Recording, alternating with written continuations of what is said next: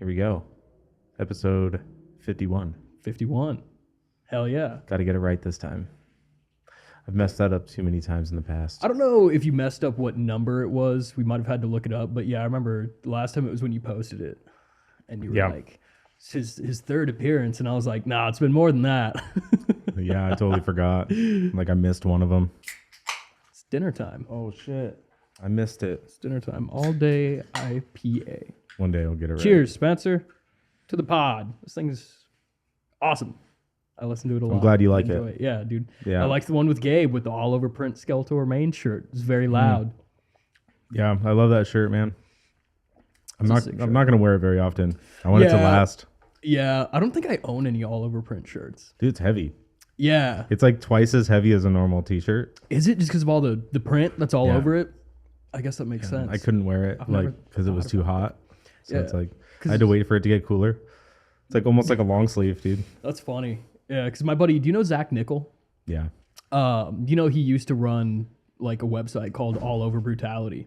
Oh, really? Where it was like all over print stuff.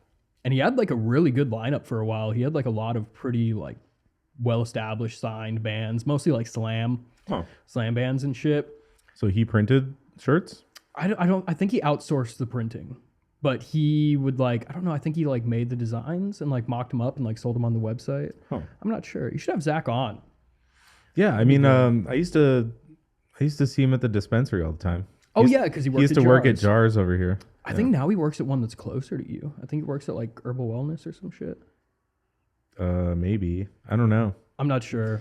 I know he quit. Yeah. He lives with my buddy now, so I see him every once in a while. Oh, okay.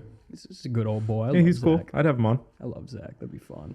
Yeah, we used to talk about. I used to try to, talk about whatever episode I was doing. Yeah. They force them to ask that question after you're done buying weed. They're like, "Oh, any plans today?" Right. They're like held at gunpoint to ask. I know, it. dude. Like, My answer's always the same. I'm gonna go smoke this weed. That's yeah? why I'm here. I bought the weed. My answer's always the same too. Yeah. What is it? I always say, I have to go edit a podcast. I have to go edit a podcast. Yeah, I say that every single time. It's gonna suck. Whether I am actually gonna go edit it or not, that's what I say. That's funny. And then they're like, "Oh wow, you have a podcast!" And then I get to like advertise it again. There you go. That's a good idea. Yeah. You should make shirts and stuff. I've made 2 shirts. Have you really? I made one for me and one for Mars. Oh, really? I thought you were gonna say your dad for sure. No. I could see your dad wearing. No, I've only made 2, and Damn. it was with like my mom's t-shirt machine. She has like a Cricut thing. They last a while, but it's starting to wrinkle up already. I'd wear a shirt. Yeah, man. My idea was to get to make shirts for everyone who's been on. And like put the number of the episode that they were on. Like I'll iron on like the number of the episode. That's funny. I think that would be cool. And then every time I come in, I just bring the same shirt in and you gotta like iron a new number on. Either that or just get another shirt, dude. I have like a scoreboard you on just have my like back. 5 shirts. That's funny. Yeah, that would be too many. I already have way too many shirts. Yeah, I think I'm at that point where I have to like sell some of my older shirts. You're gonna be one of those t-shirt collectors on YouTube. No, see, I don't even mean to be. Like, I was, when I was younger and I was going to shows, it was like, hell yeah, I'm collecting band shirts. Like, band shirts were so important to me. But now it's like, when I go on these tours, it's hard not to take home a bunch of shirts. Yeah. So I've even learned that lesson of like, when I have to fly out for these things, I kind of like pack light going into it. Because I know I'm going to be bringing home some merch and I got to make it fucking fit.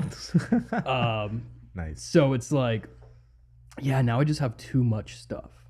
Like I have a decent sized closet and some dressers and shit, but I'm just like, I have too many shirts. And there's a bunch that I don't wear anymore.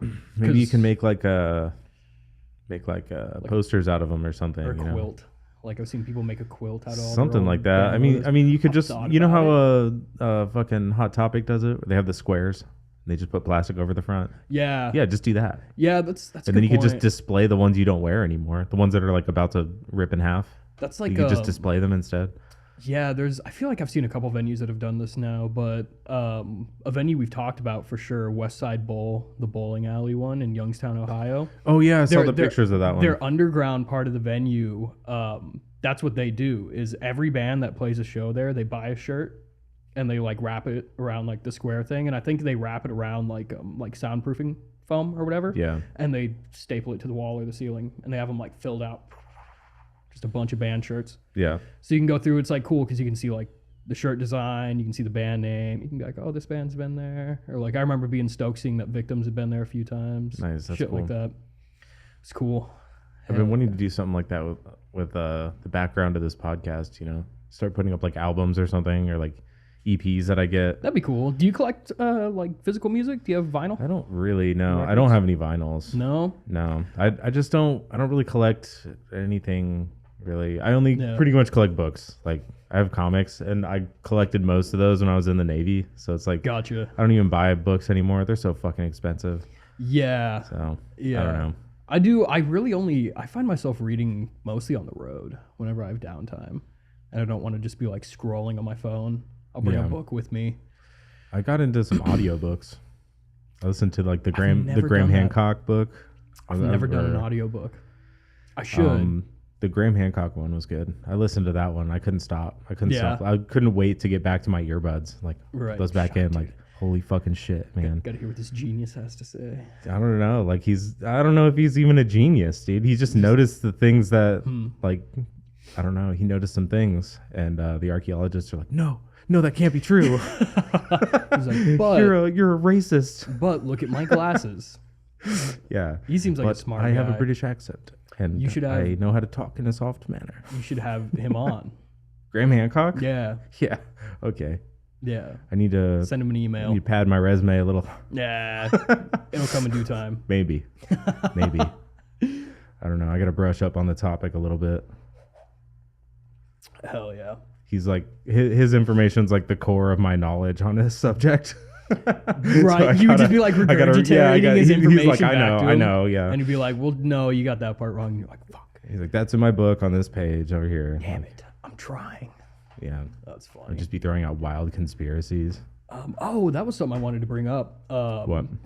Dipper from Killed by a Yeti. Or Gabe, or like, I don't know who put it together, but there's like this Discord now Oh, Dipper. for like bands and shit. There's already Yeah. like 150 people in there. Yeah, Are you Dipper, in that? He sent me the link. I haven't joined it yet. You should get in there and have like your own little tab for I'm gonna like talking to people, and like that'd be a really good way for you. I was to gonna connect with start people to my do the own pod. Discord at some point. Just join this one Shit. because it's already established. Is the cat going crazy? No, Storm is gonna push DJ off the house. cat murder. Don't do it. She will. That's okay. Well, if you hear a big bang, it was a cat falling down, and I'll jeez. laugh hysterically. Here she goes. To no surprise, stuck the landing. Yeah. Well, No she damage. usually tumbles all the way down. She usually was like hits a awesome. few things and Dude, every podcast should have cats present to just be Oh, doing man. cat things. those things are tiresome. Yeah. They've yeah. been fucking up this apartment You since they've been ever- alive. You ever been to one of those cat cafes? No. I went to one in Kentucky. So it's like you go in and you can like order coffee Yeah. or whatever, and then they have cats. I have enough cats. Yeah, I guess I guess you wouldn't be that cats, excited. I was excited though. dude. Mhm. Yeah. Yeah, But- I mean, it seems like a cool idea, but like cats aren't really a novelty to me. Right. it's There's just like cats. 3 of them here, But it's dude. cool because they're like, they're up for adoption. So you can like pay a fee and go in, then you play with the cats and you drink your coffee and you fucking meet cats. There was one named Cassiopeia, and I really wanted that cat. Cassiopeia, Yeah. the tour cat. Yeah. Yeah, I'd love to bring a It just cat. comes with you. Bring a Teach it to cat, ride your dude. shoulder. Yeah. That'd be great. It might work. Sometimes you want a mascot. Yeah, it might work. I'd be talking to animals on the side of the road sometimes. I made friends with this duck one morning. It's like an early morning somewhere in a Walmart parking lot. A duck. Yeah, and there's just this duck hanging out. And I was like, what's going on, duck? I just had a chit chat with the duck for a while. What's it like living wherever the fuck we were? And the duck was like, "Wah." And I was like, yeah. You shouldn't say that. It's controversial these days, duck, but I hear you. Whoa. Chill. Chill, Mr. Duck. Was that a hard R? He was a nice guy. Hard R duck. he was ducking up. Hard R duck. Yeah. He's chill, though. No, he's a bad guy. I'm going to get on Twitter. I'm going to cancel that duck. He's done. I don't think you have to. Yeah. With the amount of people that watch this podcast, Dude, I know. He's in trouble. You're You- done. you already finished them. You're done, duck. It's unacceptable behavior. Dipper's on it. Dipper's on. Dude, the Discord's on fire right now. Duck. I'm gonna make wanted Find this posters. duck. Make wanted posters of the duck. Right. Hell yeah. So shit, when was the last time I was on? It was just before. Was it before the Skeletor Remains tour? Or was it before? No, it was before Thraw and the Skeletor Remains tour. Yeah. So those last three. So yeah, I've had 7 other weeks on the road since the last time I was on. Yeah, man. This You've fall. been busy. Yeah, because it was like a week and a half in between the 3 weeks with Thraw and Urine Hell through the Midwest and the East Coast and stuff. And then I went out for that full tour with Skeletal. Nice. Which was awesome. It was a really, really good tour. Great guys, awesome shows. Yeah, that was a pretty long one, wasn't it? Yeah, I mean, it was 4 weeks. It was the usual month, the month out. And I missed the first 2 dates on it. The way we worked it out is they're from LA, and that's where they started anyways. And the first show was in LA, and the second show was in San Diego. And I was just kind of like, you know, yo, you want to just pick me up in Phoenix? Because the third date was in Phoenix. Oh, okay. Yeah, and I was like, you could like spend money on a plane ticket and fly me out like a couple days early. Yeah, or just deal without me. Or yeah, or just like do 2 days. And like I was still doing the tour management work like remote from Yeah. home. You know, I was like advancing the shows and like I started working on a tour book and stuff and just having all the information punched into something for everyone to see. But I was like, yeah, it's like some short drives. So they just had to drive. Because I wasn't doing merch on that. They had a merch. It was a big crew. We were sleeping in the van because the van had bunks, and but you know the bunks sleep 4, and then there were 4 additional people. Oh, okay. Because it was the band, and then the sound guy, the merch guy, and me. And there were 2 sound guys. Oh, okay. One of the sound guys is like really good friends with the band, and he was only available for like half the tour. He like flew out. He like joined us in Texas somewhere, worked for about a week, and then flew out to do some shit in like South America with this other band, and then joined up with us again after we were out of Canada. So we had like half the tour. It was 7 guys in the van, and then the other half it was 8. And I slept in the front of the van. Oh. With like, it was funny. It was like, I'm glad they got it. I appreciate them buying this thing for me, and it did make it nicer. But it was like this inflatable, like T-shaped. Oh, it goes over the middle. Bed that goes like in between the 2 bucket seats in the front. Yeah. And like so Did I it could work sleep out? across. It worked. It wasn't like wonderful. Just the part that I just got the process of doing it got annoying. Even though like you know I got better at doing it and doing it quicker, but like. We would like leave a show. If we had like an 8 or 9 hour drive or something, we'd leave the show 1 a.m. or whatever. I'd drive out like a few hours, find a Love's or a Walmart or a Cracker Barrel or somewhere to pull up and sleep. And then it's like everyone in the van's just snoring, and I have to like get out and like put the sunshades up and like inflate my fucking bed. Everyone's already and, like, asleep. blow it up, and I'm like, ah. It takes like an extra 10 minutes to get ready for sleep, and then I lay down, and then I'm like, all right, time for my 2 hours of sleep. I would sleep for like 2 hours. It was brutal. It was brutal. I got a good little bit of relief on the driving though. I probably did maybe like 80%. But yeah, so they helped me out here and there because like it's not like I was just driving. I had to kind of be present at the shows, and you know I was doing the advancing, running around. I would like run out for the guys and get them shit. We had to work on. So they personally own their van and trailer. And like we had to do maintenance on it a few times.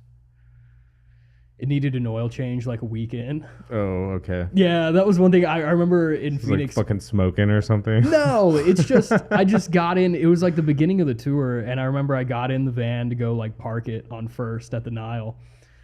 And I'm just like kind of scoping it out and like getting cozy with it before I do this month with it. And I like go through the stats on it and like the HUD. It was a newer van, awesome van. Oh, I fucking love that van. It was like I think it's like a 2023 Ford Transit XLT. It was like dually long. It was awesome. It's I drove a newer Transit with Ascended Dead that was a Bandigo rental, and like the nannies on it really sucked. Like the lane keep assist would like overcorrect you with the trailer and shit, and like that shit sucked. The tech was really good on this one. The lane keep worked relatively well. There was adaptive cruise control. I don't know what that means. So that's like you put cruise control on, but if you pull up on a vehicle and they're like braking, it brakes for you. So it doesn't just go like and then slam into them. Yeah, and it also speeds up for you. It's like you hardly have to do any inputs on the brake and the throttle, and it worked really well. Like, the first few times I used it, I was like, all right, I'm keeping an eye on it and still be vigilant. But after a while, I was like, oh yeah, this computer's pretty smart. Just fall asleep. It's like it knows, no, you can't do that. It yells at you, dude. There were some times where like my hands would get sweaty, and it would yell at me that my hands weren't on the wheel. You're like, this they It'd are. be like beep beep beep. It'd be like, please keep hands on the wheel, and I'd be like, motherfucker. I'd be like, I'm holding you, and then I'd just like move my hands around on it and be like, ooh, thanks for touching me. I'm like, you're welcome, Transit. You just have to pet it every once in a while. It's okay. Van. It's okay, van. Yeah, it was a great van. It really was. It was a dream to drive. Big trailer too. It was what is a 17-foot trailer? Wow. A lot of stuff. Yeah. Yeah, it was a big boy. So there was a couple pretty hairy parallel parks. Yeah, man. With that thing and shit, but I got used to it. Yeah, luckily this one I got coming up. So in like a week and a half, I'm flying out for a 10-day run with Oxygen Destroyer and Contusion up and down the West Coast, and we're doing no trailer. So just a van, just a Sprinter van, which should be nice. Okay. Because how do you what do you do with the drums? Like that? They should fit. I sourced a nice Sprinter trailer that one of the bands on this last tour used and rented out personally from someone up there. And it's like, same thing. It's like an XLT, like a full length Sprinter. Yeah. And they said there's room for a backline in it. So we just got to fit everything in. And then it's the 4 guys plus me. Okay. That's it. The issue is like, it'd be nice to do a small trailer and have more room in the van. Sure. But it's going to be the middle of December, and we have to go from like Portland and Seattle down to Cali and back up. So we have to drive through those mountains. It's better just avoid it. Yeah, well, you have to chain up and stuff because it's probably going to be snowy on some of the mountains. You chain a trailer? No, you can't bring a trailer. Okay. If you try driving through the trailer, they turn you back. Oh. They're like, not going to happen. Take the long route. And you have to chain up the tires on the van. Yeah. Like, it's that whole fucking thing. I haven't done a tour in the snow yet. It shouldn't be that bad. So you're going to chain up the van when you get up there? Yeah, just in the zones that we have to. They're familiar with the area. I'm also kind of familiar with the area, even though I haven't specifically had to chain up. I've been up there when it's cold, though, in like March and shit. And yeah, it should just be like that one area we have to. It would be like, like a storm would have to roll through for it to actually be problematic. Yeah. But yeah, somewhere along the way, we're probably going to have to chain up the tires. And yeah, no trailer. Yeah, I haven't actually chained up a car, but I've probably been in some situations where I should have. Yeah, I got my truck unstuck out of the snow in Prescott one time. That was with a 4-wheel drive truck, though. Yeah. Not with a Sprinter van full of guys and stuff. Is it like all-wheel drive or anything? I don't think it's all-wheel drive. It is a diesel Sprinter, so it's torquey. It should be all right. That'll be great in the snow. It seemed like a good van. Well, with all the weight in it, hopefully. Yeah, it'll be fine. I'm not worried about it at all. It's just, it's something new and just something to think about. But I'm down for a challenge. It's only 10 days of tour anyways. I'll pray for you. Thanks. Yeah. Appreciate it. It's going to be cold as shit. The last day's in Canada. The last day's in Vancouver. Oh, wow. So I got to be in Canada on December 15th or 14th or whatever it is. So fun. I'm going to smoke cigarettes and drink hot coffee and wear a coat. Yeah. Yeah, it's going to be nice. I think that's what they do in Canada, right? I'm looking forward to it. Like, I bet if I did like a month-long tour in the winter, I'd be pretty miserable. Yeah. I've been trying to avoid touring in the winter, to be honest. I want to like snowbird it. Like, be here nice. And then during the winter when it's beautiful here, and then like during the summer have tours booked out.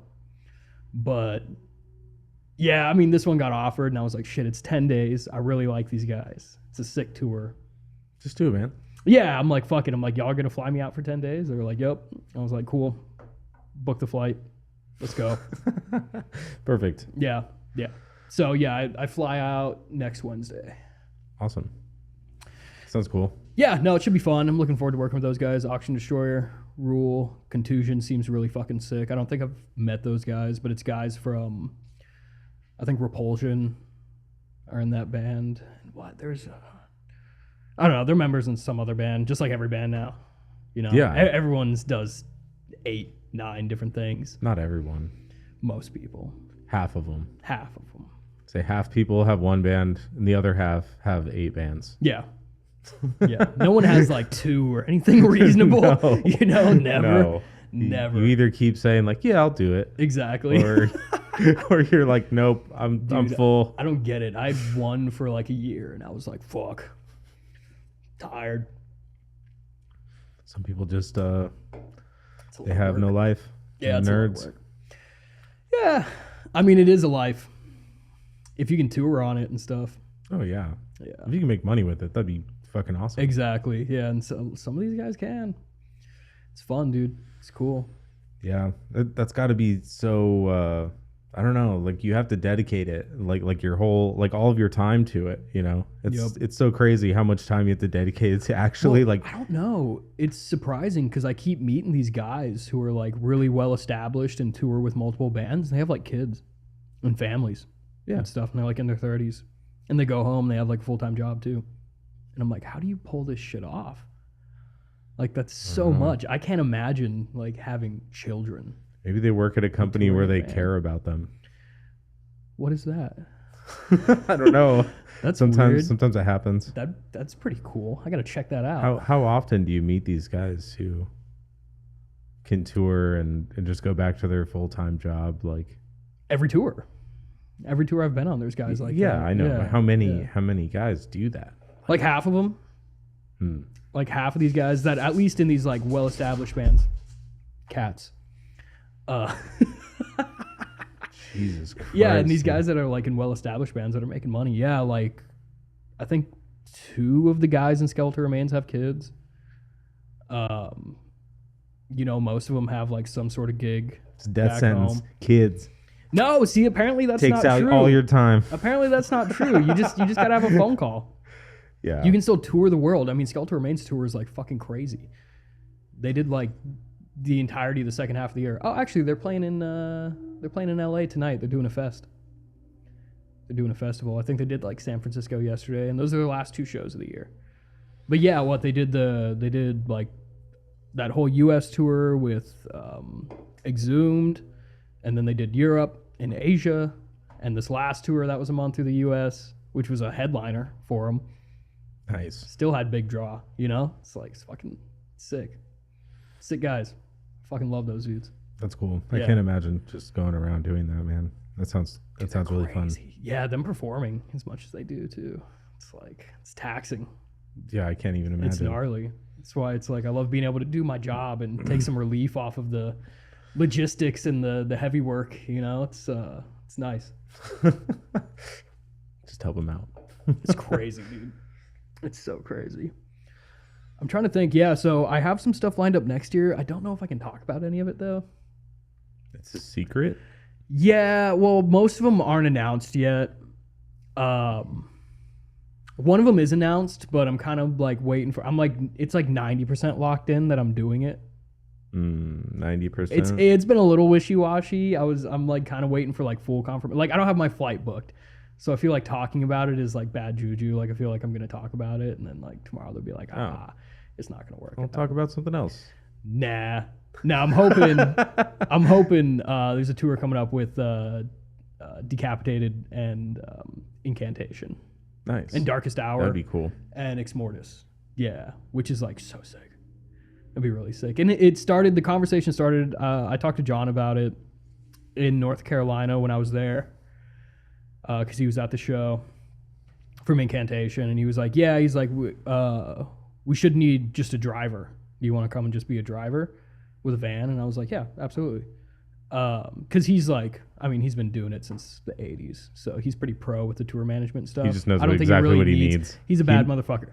He has that shit on lock. He knows what he's doing, so I don't think he necessarily needs someone in that department. But he was like, but we might be sharing a bus with Decapitated, in which case we wouldn't need a van driver or a van. They're gonna be on the bus. And then I got hit up that they were sharing the bus. And I was like, I'm out of a job. And he's like, are you above doing merch? And I was like, hell no. I was like, for you guys on that, which theoretically, yeah, I mean, this would be the first tour of my life that I don't drive, which is like, I'm gonna have so much energy and free time from not driving. Like, you really doing focus merch, you could just focus on the merch now. Just doing merch, that's insane. That's gonna be like, well, I guess boring. No, it'd be busy for them. You know, they're a bigger band. It would be a lot of stuff. The plan so far is like I would have to fly a few days out early to like organize all the shit. Sure. And get prepared with it. But yeah, I'm really hoping I get final word back on that one, that I'm good for that. That'll be like all of February. Also very cold. There's 6 Canada dates on that one. Oh. Yeah. Well. It's going to be cold. Wear 2 coats. 2 coats. That's my rapper name. 2 coats? 2 coats. But I'm like, it's like about painting. Yeah, you'll be like 2 coats on. 2 coats of primer. 2 coats of paint.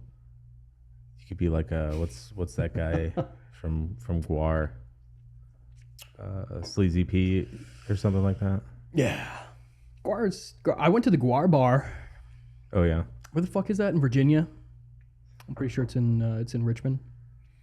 I'm not sure. Do you know what that is? No. It's like the bar that Guar owns, and it's like Guar stuff everywhere. It's like it's completely Guar themed. It's like Alice Cooper's bar, but way cooler. Is that even open anymore? I remember I went there once. Dude. I went there once, and I was like, "This fucking sucks." It's lame, dude. Yeah, the Alice Cooper bar. I mean, Alice Cooper's the man. Let's be honest. Yeah. He's a hero out here. All the stuff he's done for like youth and music. He's a really great Christian. Yeah. Is he? Mm-hmm. I didn't. He's a really good Christian. Well, yeah, I guess he worked with all the fucking church programs. He's not. I wouldn't say he's like hardcore, dude, like badass. He's not. That's not Alice Cooper. He's a tough guy, Christian.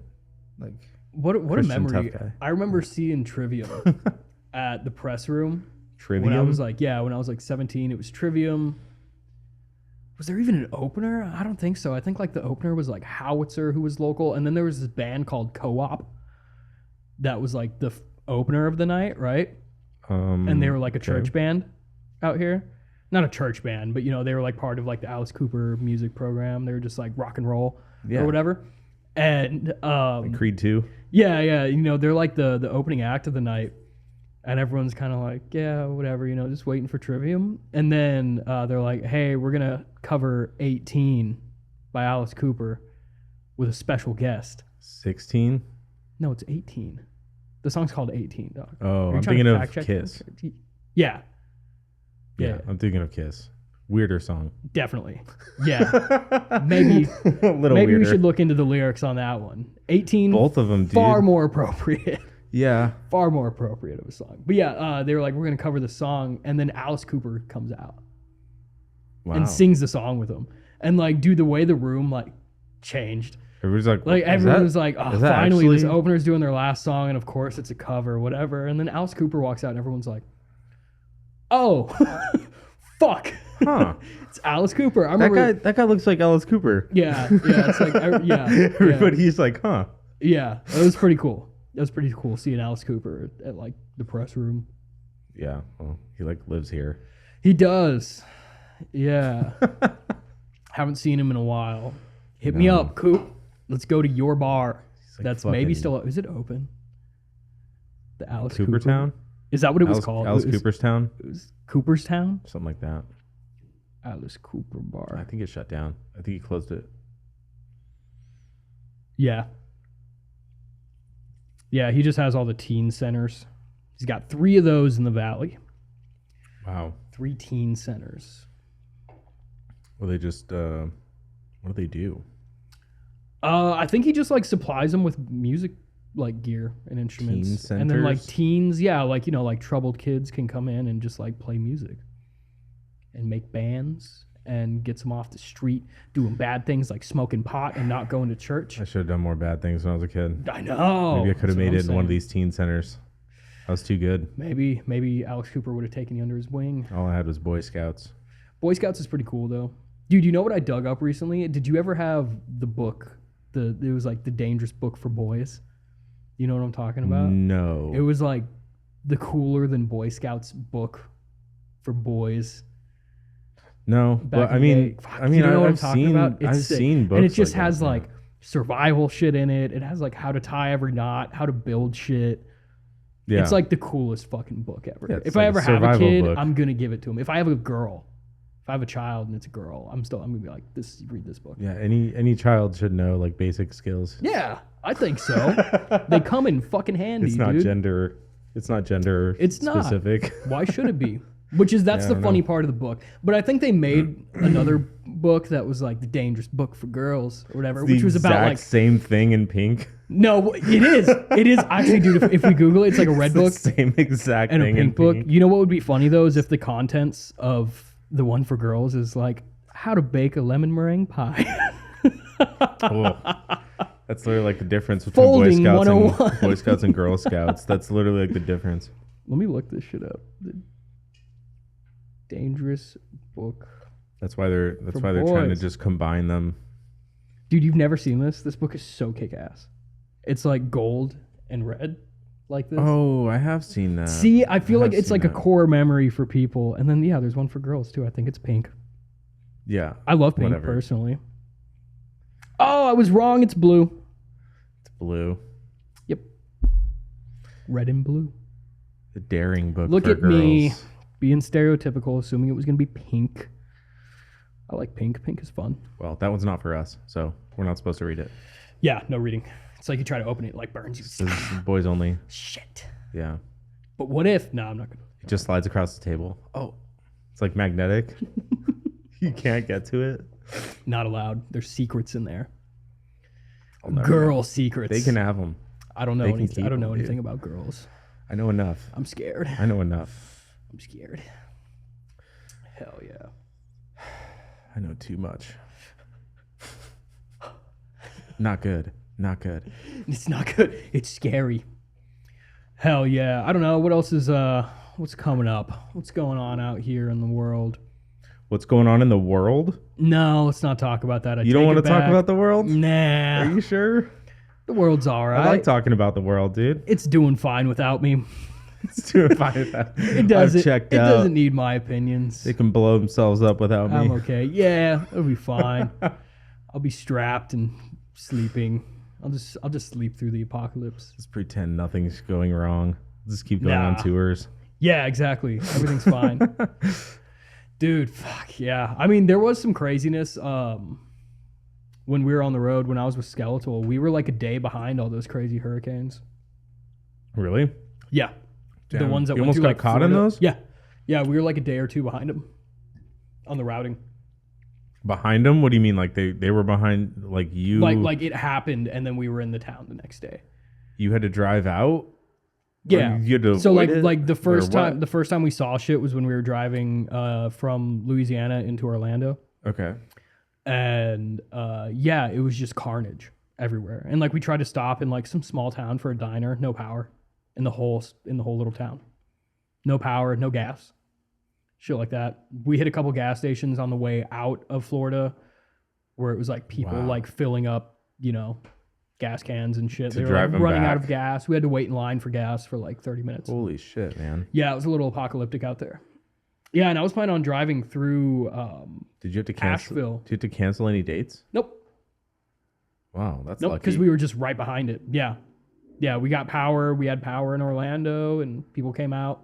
It was like Wow. 2 days after. God, Jeez. the weather though, it was so humid. It was like swimming through the air. Oh yeah, man. It was You disgusting. can't even breathe. I still need to visit South Florida. Been to Orlando now. Yeah. Orlando's kind of take it or leave it. Nothing special about that place. Canada was cool. I will say, I'm excited I finally got to go to Canada. Ottawa specifically. What'd you do there? I smoked cigarettes. Canadian cigarettes, Belmonts. What is so special about that? So they come with like all the cool gore on the package that's supposed to like deter you away from smoking cigarettes. Oh yeah, sure. Like Europe. So that's pretty cool. In like Mexico. Yeah, like everywhere but the United States. Yeah. They do that. Yeah, Good. it told me I was gonna like piss blood from smoking these cigarettes, And like in French on the filter of every single one of them, it said poison in every puff. And I was like, that's sick. And I smoked like 8 because it was like 30 degrees out. No, Ottawa was cool because it's very, it looks like the architecture is like Amsterdam. It's like that far east, like early, buildings from like cottage the core. 19th. Yeah. But just like, like cathedrals and shit. Yeah. Like it was stonework and shit like that. really fucking cool out there. It really felt like a different country. Toronto just feels like Detroit, but like 10 years behind. Detroit, but behind? Yeah. So like old Detroit wasn't bad. It was all right there. Detroit used to be nice. It was cool. I remember, dude, it was funny doing like the different, the different shit. So like we drove in. So yeah, we went from Detroit to the routing got kind of fucked. We were supposed to go from Detroit to Toronto to Ottawa, but then the dates got swapped. So we had to drive like 8-9 hours from Detroit to Ottawa first. So we left the show in Detroit. It's like 1 a.m. or whatever. And I drive us through it was kind of funny. Everyone was like hammered. We went through the border. Super chill. Getting in was, we had an easier time getting in than getting out, oddly enough. Like the guy was so nice. We pull up to the window and shit. And he's just like, bonjour and shit, and fucking, and, I'm like, yeah, we got all these dudes in here and all this equipment and stuff. And they like didn't even look through the trailer or anything, but like everyone was just drunk and like eating pizza. And he was like, are you guys bringing in any alcohol or drugs or weapons? And someone was like, nope, just pizza. Are you going to take our pizza? It was kind of manic. It was kind of manic. But then, yeah, and then we get in. And I like change everything to kilometers and stuff. I'm like, oh, this is kind of cool. And I drive like maybe an hour into Canada and pull off somewhere to get fuel at a petrol station. And I was like, this shouldn't be that hard. I just like tap the card and top it off. But no, I pull up to this pump and it's like, the way it reads is like Canadian cents per liter. Not even like Canadian dollar per liter. It was just really overcomplicated. And then I was like, well, same thing. I was like, oh, that looks pretty fucky. I don't even know what that really, like, it was confusing. And then I like tap the card and it's like, please enter preset amount. And I was like, fuck. I was like, liters. Now I have to do some math here. How many liters do I want to put in this fucking 20? thing? And I just guessed. I just guessed and I topped it off like perfect. Didn't have to get fucking a receipt or anything. Nice. I tried some snacks. Most of them sucked. Like gas station, like Canada snacks. Okay. There was one that was really good. They're called coffee crisps. I've had those. Fucking so good. I've had those. Those are good. Those are so good. I like those. Yeah, pretty much like everything else I had that was like a Canadian staple. Like Tim Hortons sucks. Yeah. It's like Dunkin' but worse. Yeah. Not a fan. It really wasn't it. Ketchup chips, pretty bad. It's exactly what you think they are. Yeah, I think I had like... How much do you like ketchup? I love ketchup. I will eat it. It's all right. I will eat it. Ketchup is for like fries that are not good. Yeah. That's what ketchup is for. I eat a lot. Yeah. I mean, if you have french fries that suck, you're like, wow, these need ketchup. Time for ketchup. Like, it's the only time I ever use it. But I guess I had good stuff up there too. I had some poutine that kicked ass. It was so fucking good. I forgot what that is. It's fries with gravy and cheese curds. Oh, right. Okay. And then I got like pulled pork. 1, 2. So it was like pulled pork and barbecue sauce on it too. Oh, they're trying to be American. Oh, it was so good. They did it. They did it. It was really good. Yeah, that was a sick spot. That was in Ottawa. There was a guy that had like this metal themed bar, like a couple blocks up the road from the venue. So and he was like, just come through. He's like, you guys have a bottomless tab. What? He's like, yeah, come like sign the wall and hang out and fucking, and yeah, he just gave us like, wow. We could just like get food. First, we just got food there for free. And then like at the end of the night, he was like, come back over. That never happened in America. Yeah, it does. It does. You just got to find the right nice guy. It's down to actually take care of bands. He came from Canada. Yeah, maybe. He was very nice. He's a Canadian. He's a very nice man. I will say that. He was a very nice man. That was a good time. That was fun. Yeah, I liked it up there. So I think I'll be back there and in Montreal next time if I go on that tour in February. Yeah. And then what are the other places in Canada? I don't know. Montreal, Toronto, No. Ottawa, and Vancouver. That's That's all it. That's the only See, places. no, those are the 4, and then there's like 2 in the middle. There's 2 in the middle. What are they called? Who cares, dude? Yeah. Like I 2 don't in the know. middle. What do you mean? Like It in should the be cool. Somewhere, I don't know. I'm not gonna look it up. Canada was pretty cool. yeah. I liked it. It Yeah. was fun. I'm hoping. So yeah, next year it's looking like I have some international stuff lined up too.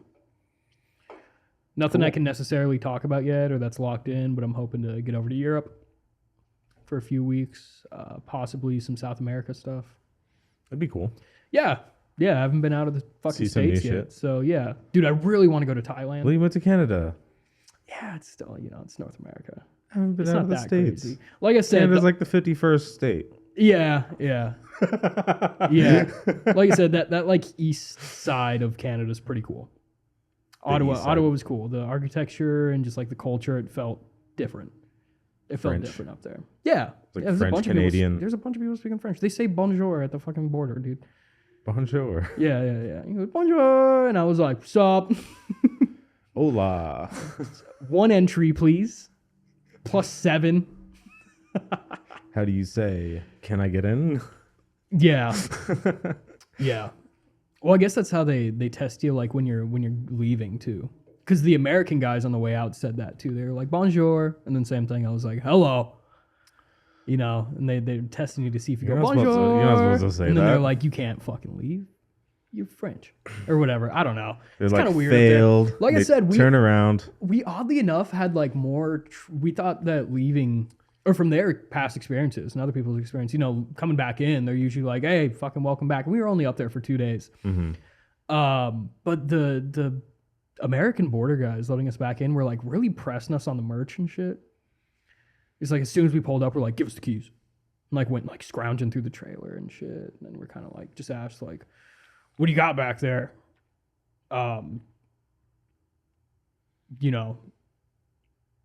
And I don't know, like Chris was saying something about it. He was just like, "Oh, just fucking gear and like promotional stuff." And he's like, "What about all the merch and the?" Because they want to tax you. Did And you shit. remind them that they're on the northern border?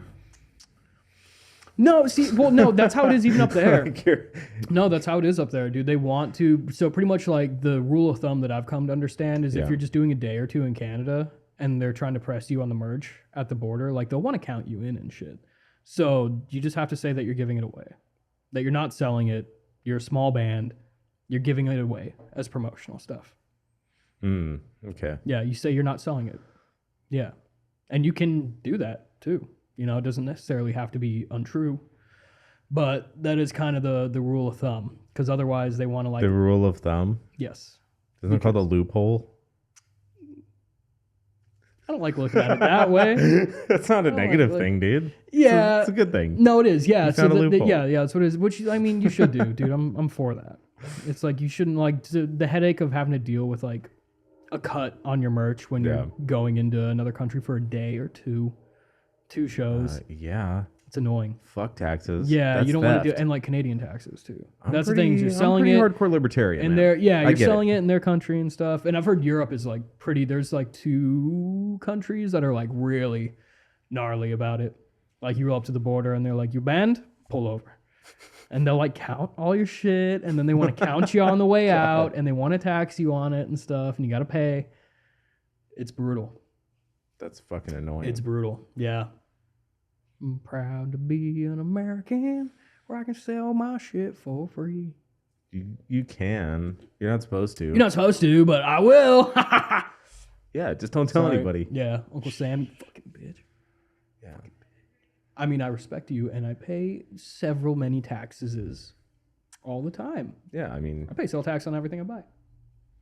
unfortunately. Yep. Unless Unless. it's moonshine Don't say that. or drugs Don't. or band merch. Wait, I've been paying taxes on my drugs forever.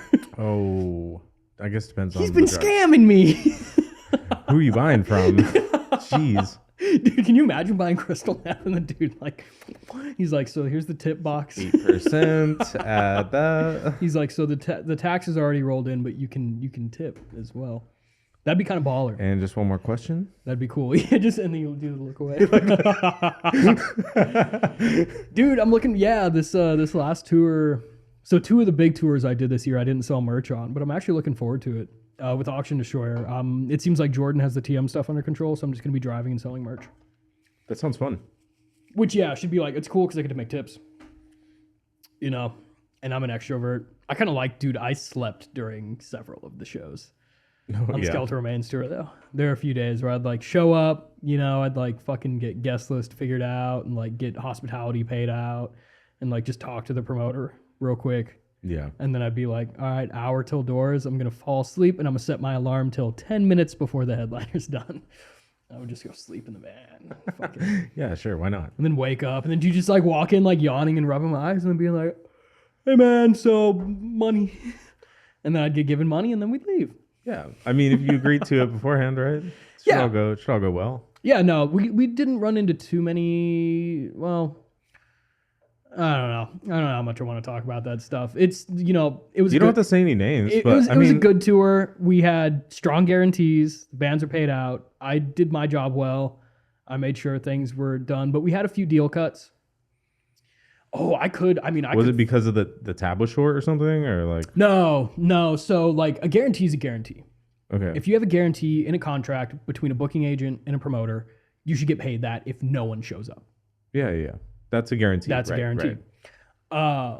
But no, the thing is that they were running into issues with their booking agent being kind of a shithead.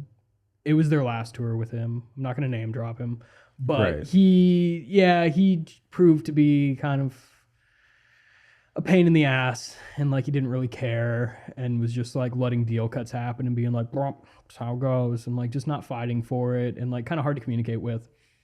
And it seemed like they already had some like headbutting in the past or something. He's not trying as hard as he should. Well, yeah, and I think he probably knew it was like his last tour working with them too or something. So it's like your last 2 weeks at a job. Yeah, he's kind of like and that's just how booking agents can be. For let's say you're a band and you're out there and your deal gets cut $200. That hurts. It's $200 fucking dollars. But for the percentage that the booking agent gets, he's like, it's $20. They're just at home on their laptop fucking chipping away. Yeah, and no, I respect booking agents and I love and appreciate a lot of booking agents. I'm not saying that's all they do. It's a hard job. It's not something I want to do. No, I don't like doing it for this podcast, dude. It's brutal. I hate it. Booking for bands is, you take risks and it's not a lot of money. It's gnarly. But yeah, we had some issues with him. We had some deals get cut. New York was a disaster again. I've had this happen twice now. And I kind of will name drop this stuff, dude. It sucks. Since St. Vitus closed, their team up there. So that was like the venue. That's a venue? For St. Vitus. Okay. Was like the venue up there for a while. For I think it was like an 800 cap room. And just like an infamous, awesome place. It's where that first tour I did with Conan and Thra was there. Okay. And it was like, everyone was so stoked that night. It's like, holy shit, we're in St. Vitus. And it was like sold out. Super cool place. It was awesome. And from my memory on that tour, they were easy to work with. But the venue itself got shut down. Mm-hmm. It's been shut down, I don't know, since maybe like February this year or something. It's been a while.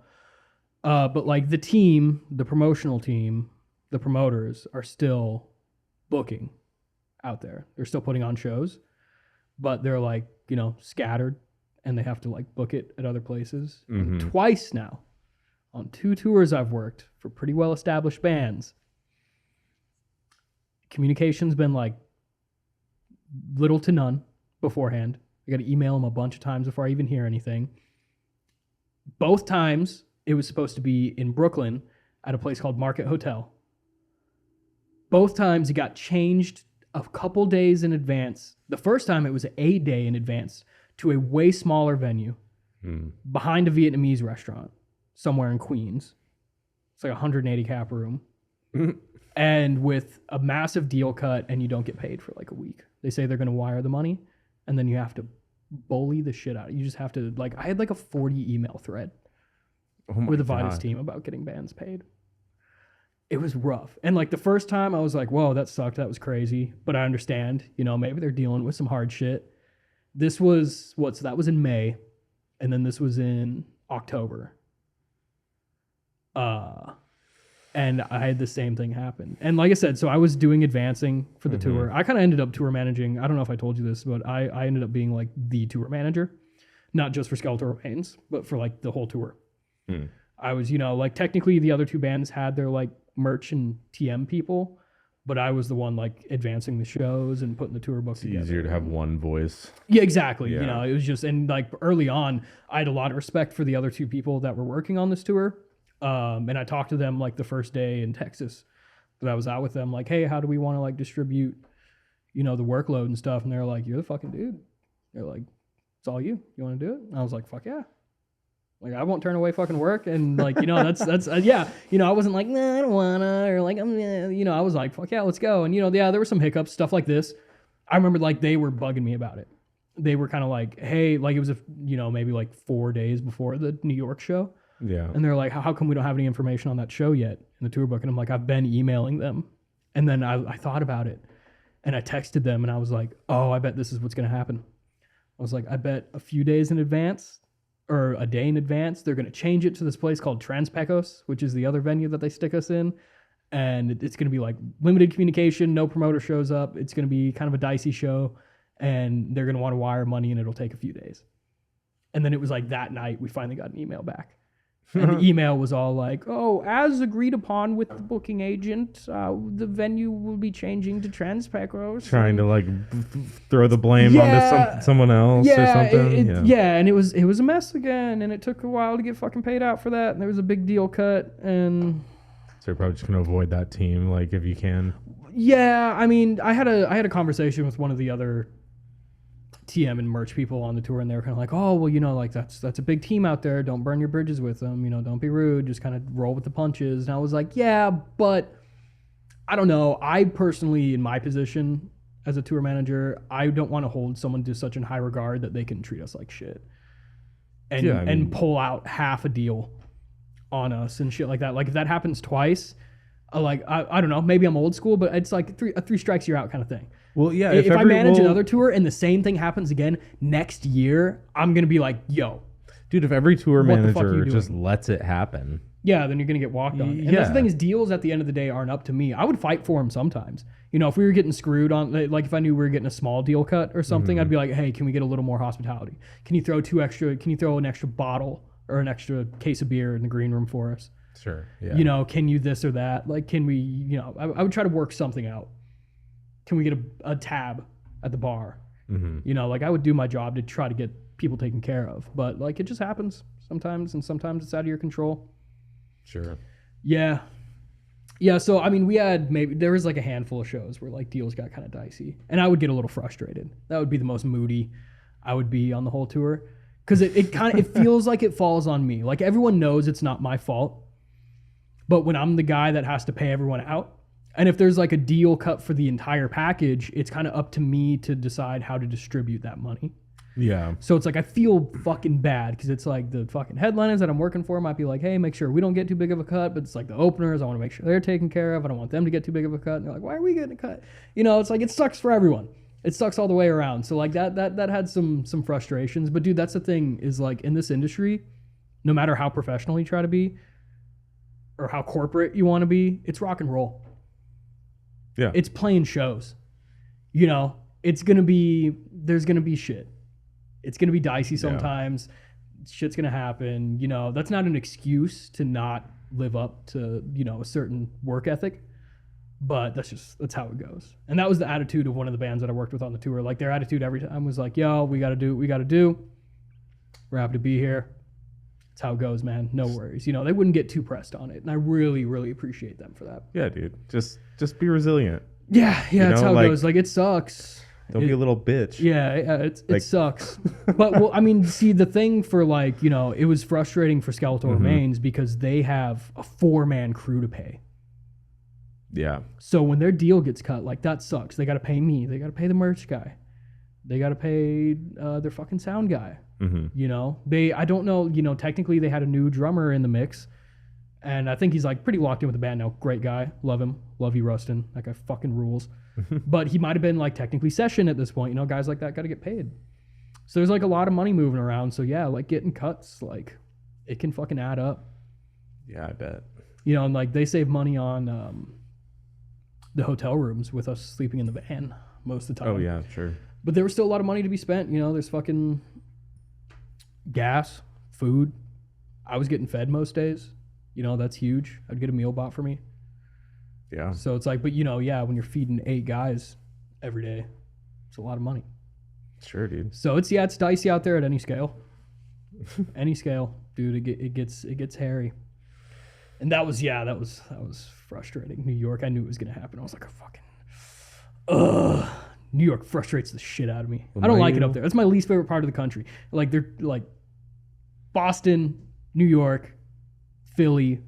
There's cool people out there, cool shows, good food, fun times. But like the traffic, the toll roads, half the people suck. Dude, you're from the West Coast, man. It's terrible. Like, Yeah, so you're from I out here. don't like it. And I like the East Coast. You know, I like Yeah. Virginia. Virginia Beach is fucking beautiful. Richmond's cool as fuck. The land is cool, yeah. It's sick out there. I like it. Yeah, the geography is not bad. But San Diego's cool as fuck. Yeah, I like West Coast better. I don't know Yeah. what it is. San Diego's like a paradise compared to that place. People are just happy. People just smile and greet you. Yo, you want to pet my dog? You want to hit my joint? And then in New York, you're like, hey, can I get a pizza? And they're like, it's called a fucking pie. What are you, an idiot? You know, it's like, I hate it up there, dude. They're so judgmental. They're mean. You're supposed to just flip them off when they say that. Dude, traffic up there is crazy. I'm such a calm, chill, speed limit driver when I'm driving bands. You can't drive that way in New York. No. You have to fight your way into shit and like drive like an asshole. It's the only way to survive.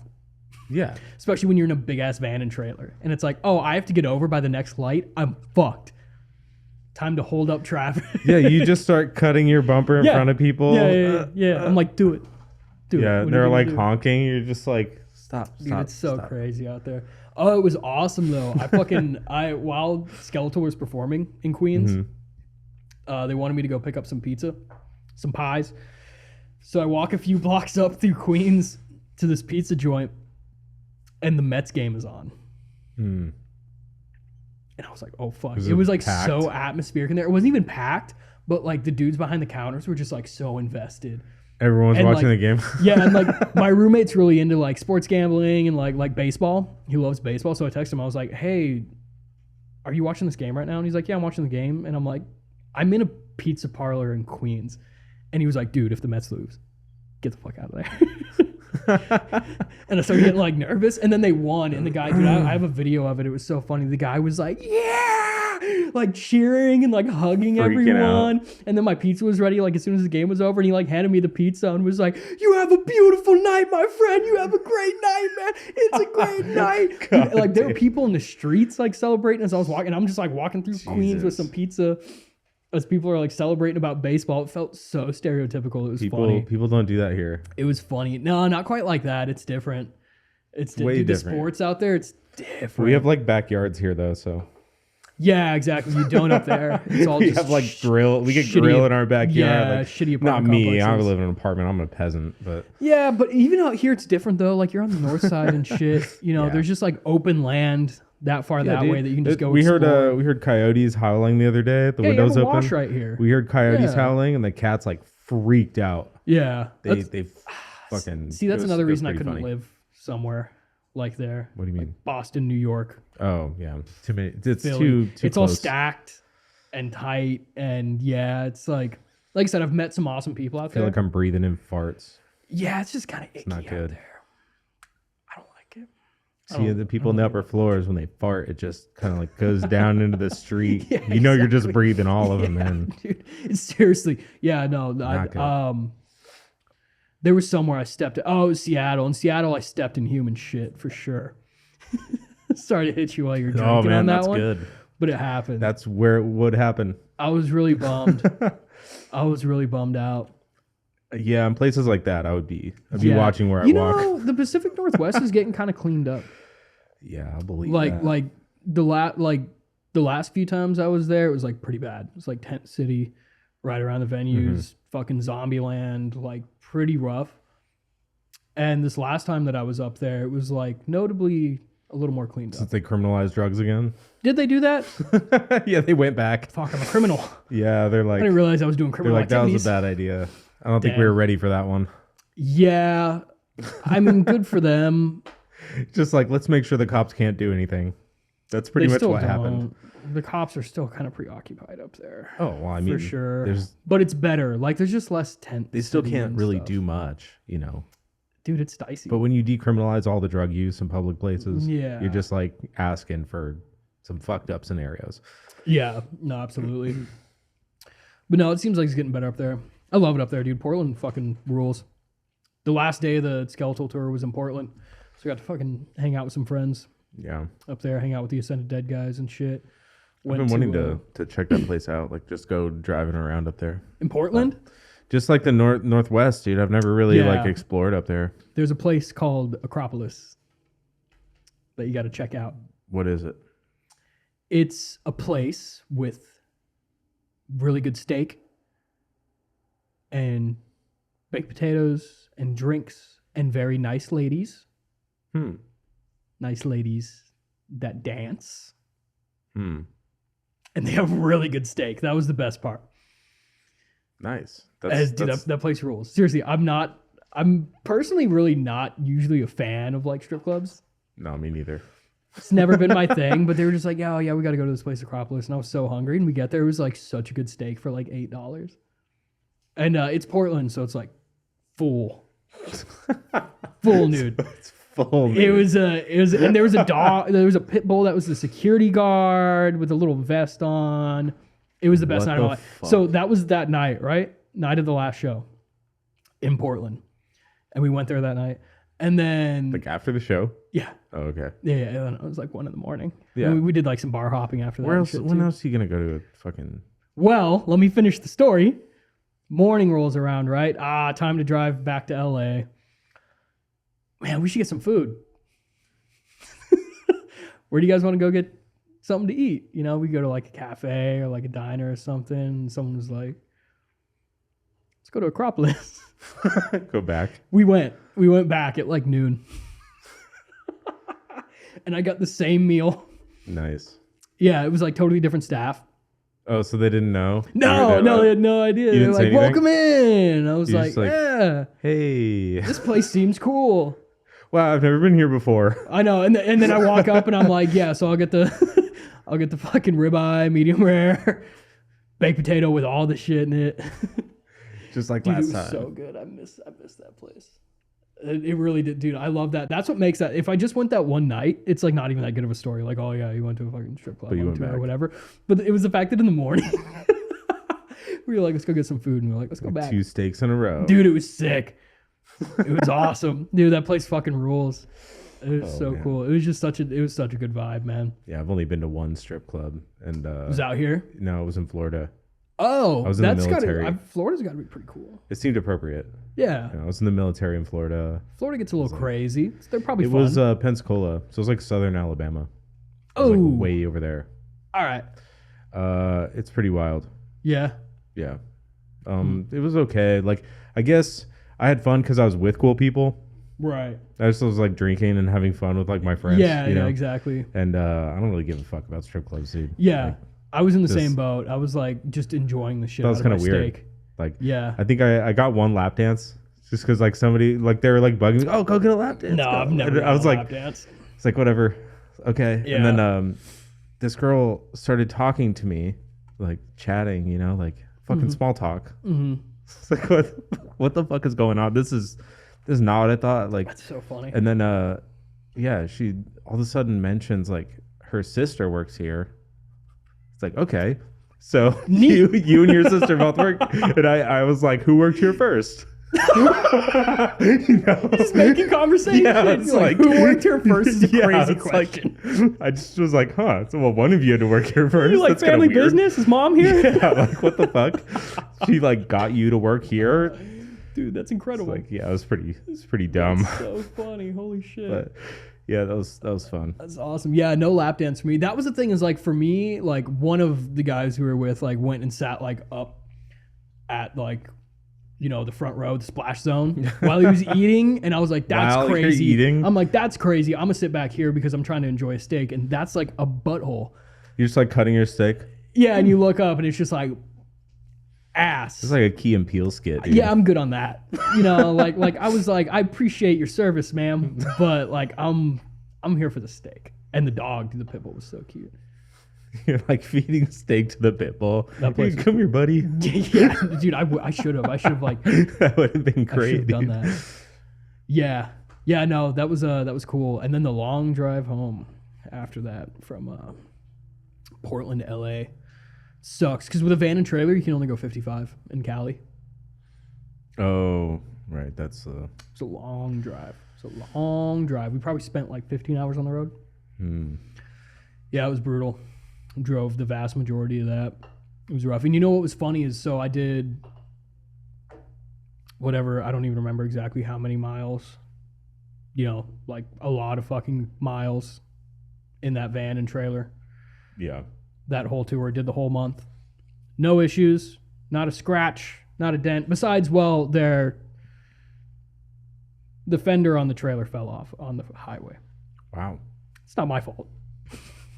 That wasn't my fault though. It's not like that was an accident I caused. I fixed it, so we're good to go. Me and a couple of us kind of put in some teamwork to jerry rig it up for the rest of the tour. Not zip ties. I furred out a couple holes and re-drilled bolts, and then some gnarly tape. We had this like boat tape, like tape for boats. That shit hangs on pretty good. Boat tape. Like fucking like super aquatic. glue Yeah. on Gorilla Tape. Yep. Yeah, we just fucking did that on the side of the highway. We were out of there. Did the rest of the tour on that. But it was funny. So we're like 45 minutes away from the practice space to like unload the gear in LA, end of the tour. And we pull into a gas station and someone hits the trailer and takes off. Someone like smashes out one of the bulbs on the fucking trailer and leaves. And we couldn't get their we on camera. We watched it. We like went and talked to the fucking clerks and like got it on camera, but you couldn't see their plate. Damn, dude. And it was just it was such a fuck you. It was like made it this whole way without any serious damages. Right and it was a $15 part online that got broken on the trailer. Yeah. But it was just like made it all this way and something happens right at the end. Are you gonna try to get his ass? You gonna try to fucking press charges for the hit and run and all that? Fuck yeah. Dude, Chris was on a mission. Chris owns that fucking trailer and van. It's his shit. I was like, fuck yeah. I was like, murder that guy. Well, we didn't even, that's the thing is no one noticed. No one even noticed it got hit. And then like the clerk came out. It was like, hey, someone hit your shit. And we were like, what? He was like, yeah, I saw it. I saw him fucking run into your trailer and take off. And we were like, fuck. So at first there was almost a little bit of tomfoolery and joking about like, why didn't you notice, Kyler? Why didn't you get after his ass? And I was like, I didn't notice. I was peeing. I'm not like telepathically connected to the trailer's pain levels. Just pull out your 9. Dude. Fucking blast him away, man. No, I can't bring my gun on tour. I had to go to Canada, dude. Yeah, that's like, you bring kind in of firearms? Imagine if I was just like, yes. Just like, bonjour. And I'm like, open the gate. yo. I'm about to sell merch untaxed in your fucking country. What do you think about that? What up, American here? Yeah. You guys cool with these? Crazy town. Yeah, no, that was wild. That sucked. I'm trying to think about what other fun stories there are. I mean, there was a ton. As usual, there's just a ton. Every band on that tour, everyone was fucking awesome. Everyone ruled. There was I think in Des Moines, like 3 people got hotel rooms in the same like really nice hotel, but we just invited everyone. And we got there at like midnight, but they had like a pool and jacuzzi, and then they had a rec room with like pool tables and arcade games and giant Jenga. It's like a resort. It wasn't a resort, but it was a nice hotel. And they had this rec room, and they fucked up because there's no curfew on the rec room. So yeah, we had like maybe 3 rooms there, but we had like 40 people just like using this hotel as a party space. Nice. At the end of it. And nobody kicked you out? No. Wow. They usually have like a guest limit on that kind of thing. Dude, yeah, we were, well, I mean, look at us. Was the thing. Yeah, we were a little rambunctious. Dude, we all got I got hammered. There's probably like one poor girl just working there overnight. No, it was an older guy. And so, well, at first because we all started in the pool. Yeah. And that was supposed to be closed. And like the lady came in, and me and Jess, one of the other TMs for Bewitcher, like went and like kind of were like, hey, let us have another hour in here. They're like, okay, one more hour. And then we wrapped up in there, but then everyone just hung out in the rec room. And we were just we like threw a rager. It was like brought in our own. We had like homemade moonshine. Nice. And wine that we got from some people and like a bottle of Crown. We were just like shooting pool and playing cornhole and fucking giant Jenga. That sounds cool. I do remember at one point, I was so fucked up. I don't even remember. I think I went and took a piss, and then someone was like talking in the hallway, and then like one of them started like squatting me on their shoulders in the hallway, and like the dude came out and was like, keep it in the rec room. He's like, we have guests sleeping. And I was like, sorry, he's so strong. Like, I couldn't stand a chance. Look at me. Yeah, I was like, I was just getting lifted. I'm sorry. But no, we tormented that place. And that was like one of those, that felt like a movie that night. We were just fucking, like, yeah, there were people there that weren't even like in the bands. Like the dudes from Mulder, like just came and hung out and shit. Like they didn't have a room there. We were just like, yeah, come to this fucking hotel. We're going to kick it. And we all hung out until like 3 a.m. and just got sloshed and fucking. That sounds fun. Dude, that was hilarious. That was a lot of fun. Yeah, I did really good at pool. I was doing better as I was drinking. Wow. Like my first game wasn't that good, and then I was just like hitting the Crown, and I drank some of that. I like crushed one of those wines and had some moonshine, and yeah, I was fried. I'm always bad at pool. If I drink, I get worse. No, I enjoy it. I enjoy pool. It was fun. I only enjoy it when I'm playing against somebody who's also bad. Right, that is better. I don't like playing against someone that's really good. No, it's annoying. Because, yeah, that's a bummer. I feel like a child. Yeah, exactly. It's like, wow. Yeah, it's like playing basketball with your dad when you're 6 or something. Yeah, that's what it feels like. Like, geez, and he's just like fucking stuffing your ass every time. You're just like, fuck. No, pool's fun. Pool's fun. I'm better at darts. I'll play darts. I feel like darts that's rare. Yeah, I feel like darts is pretty straightforward. You like bowling? Bowling is okay. I don't bowl often enough to be good. Like, I could probably get good at it, but I just don't do it often enough. Golf is the same way. I could probably get pretty good at golf. But I used to golf a little bit, and I was decent at it. I like Topgolf. It is fun. See, Topgolf is one thing, but playing like 9 holes.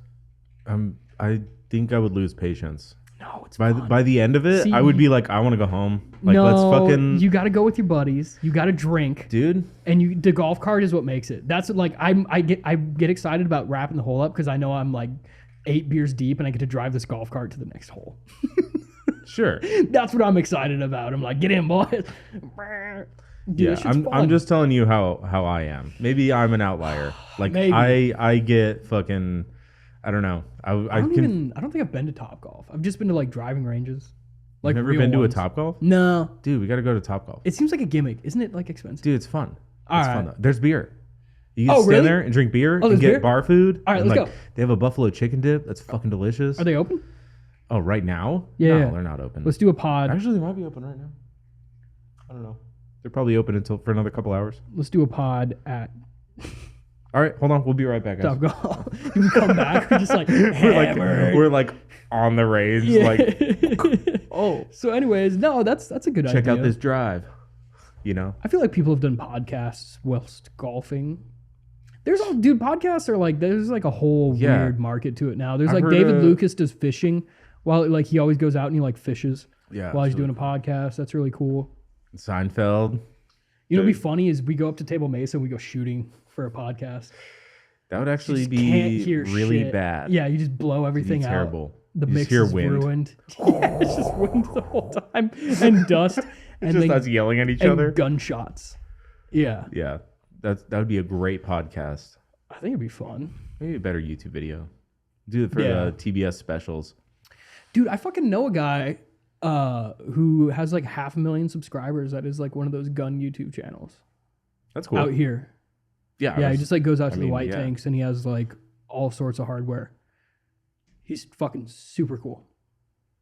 And that's sick Yeah. that he just started doing that. He's just like, I have a bunch of guns. I'm just gonna start making videos of me shooting them. And now he has Dude, like there's a lot of he has a people- legitimate following. It's I mean, really there's cool. a lot of people who would like to have guns, and so they like are satisfied by watching other people with guns. Yeah, you're probably right. That probably is part of the market. That's Yeah. interesting. So it's like these. I mean, I these have cool guns and I feel these that cool way. guns are like super expensive. You're like, man, Yeah. I want to see what that's like. What's it like to shoot a Beretta 50 cal? And then like they look it up. Yeah, you know? exactly. I guess that's how It's I feel like- just watching yeah. shit that I don't have. Like, what's a Scar H like in real life? Whoa. And you look up the video and you're like, that thing is fucking huge, dude. Yeah, Scars those- are dope, dude. I Yeah. would love one of those, but they're Those like are so sick. $7,000. They're very expensive. My My that's a piece of uncle, machinery, though. my uncle had an AUG, an AUG. You know the Damn, ones with that would like be- yeah, the that'd be fitted cool. scope on it and shit Yeah, that looks like all the- crazy. The bullpup style. And yeah, it's bullpup rifle. I don't know if I ever shot that, but I remember that being the front. I'm like, yo, you got a gun from Call of Duty, Unk? Hell That's yeah. cool as shit. Yeah, Yeah, those are cool. That was my Yeah. favorite in Counter Strike too. In Counter Strike, I, never would played fuck Counter-Strike. people up with that one. I wanted to. You've been gaming, dude. I almost never play video games, but since I got back from this last tour, Black Ops 6 was free on Xbox, and I Yeah. have been playing the shit out of it. It's fun. I think I sold my Xbox. So You think? I haven't touched it for years, and I'm pretty sure I sold it. I grabbed a bunch of electronic shit I've never touched, and I think my Xbox was in there. Oh I just shit. Fucking sold it. I just Dang. I play shit on Switch now, Oh, and Call of Duty I played on my phone. So that's funny. Yeah. Well, see, I hadn't played Call of Duty since like I don't know, like Call of Duty Ghosts. Like I haven't played Call of Duty in like Ghost was like 7 probably years. one of the worst ones of all time. Hard disagree. Okay. People felt that way All when right, it came out. you're- You know why? Because it was the follow-up Infinity Ward game to the conclusion of the Modern Warfare trilogy. So it was never going to live up to it. But I think that was a great game. The campaign kicked ass. The multiplayer was awesome. It had like, dude, there was just passion to it. It was a little cartoony. The multiplayer was unplayable. No, it wasn't. I couldn't do it. How was it unplayable? You could There slide. were too many glitches and bugs. Like Yeah, but like, they I don't know. fixed those in I a think- couple months. I think I was playing on PC. Maybe, but see, but like just the atmosphere of the game was cool. There was like the map specific score streaks. That was sick. Like destructible fucking buildings and shit. See, I Like, didn't play it enough to it even was know. good. It was Because- people talk their shit on that game. It was a good Call of Duty. It's better than the rest of the shit that followed.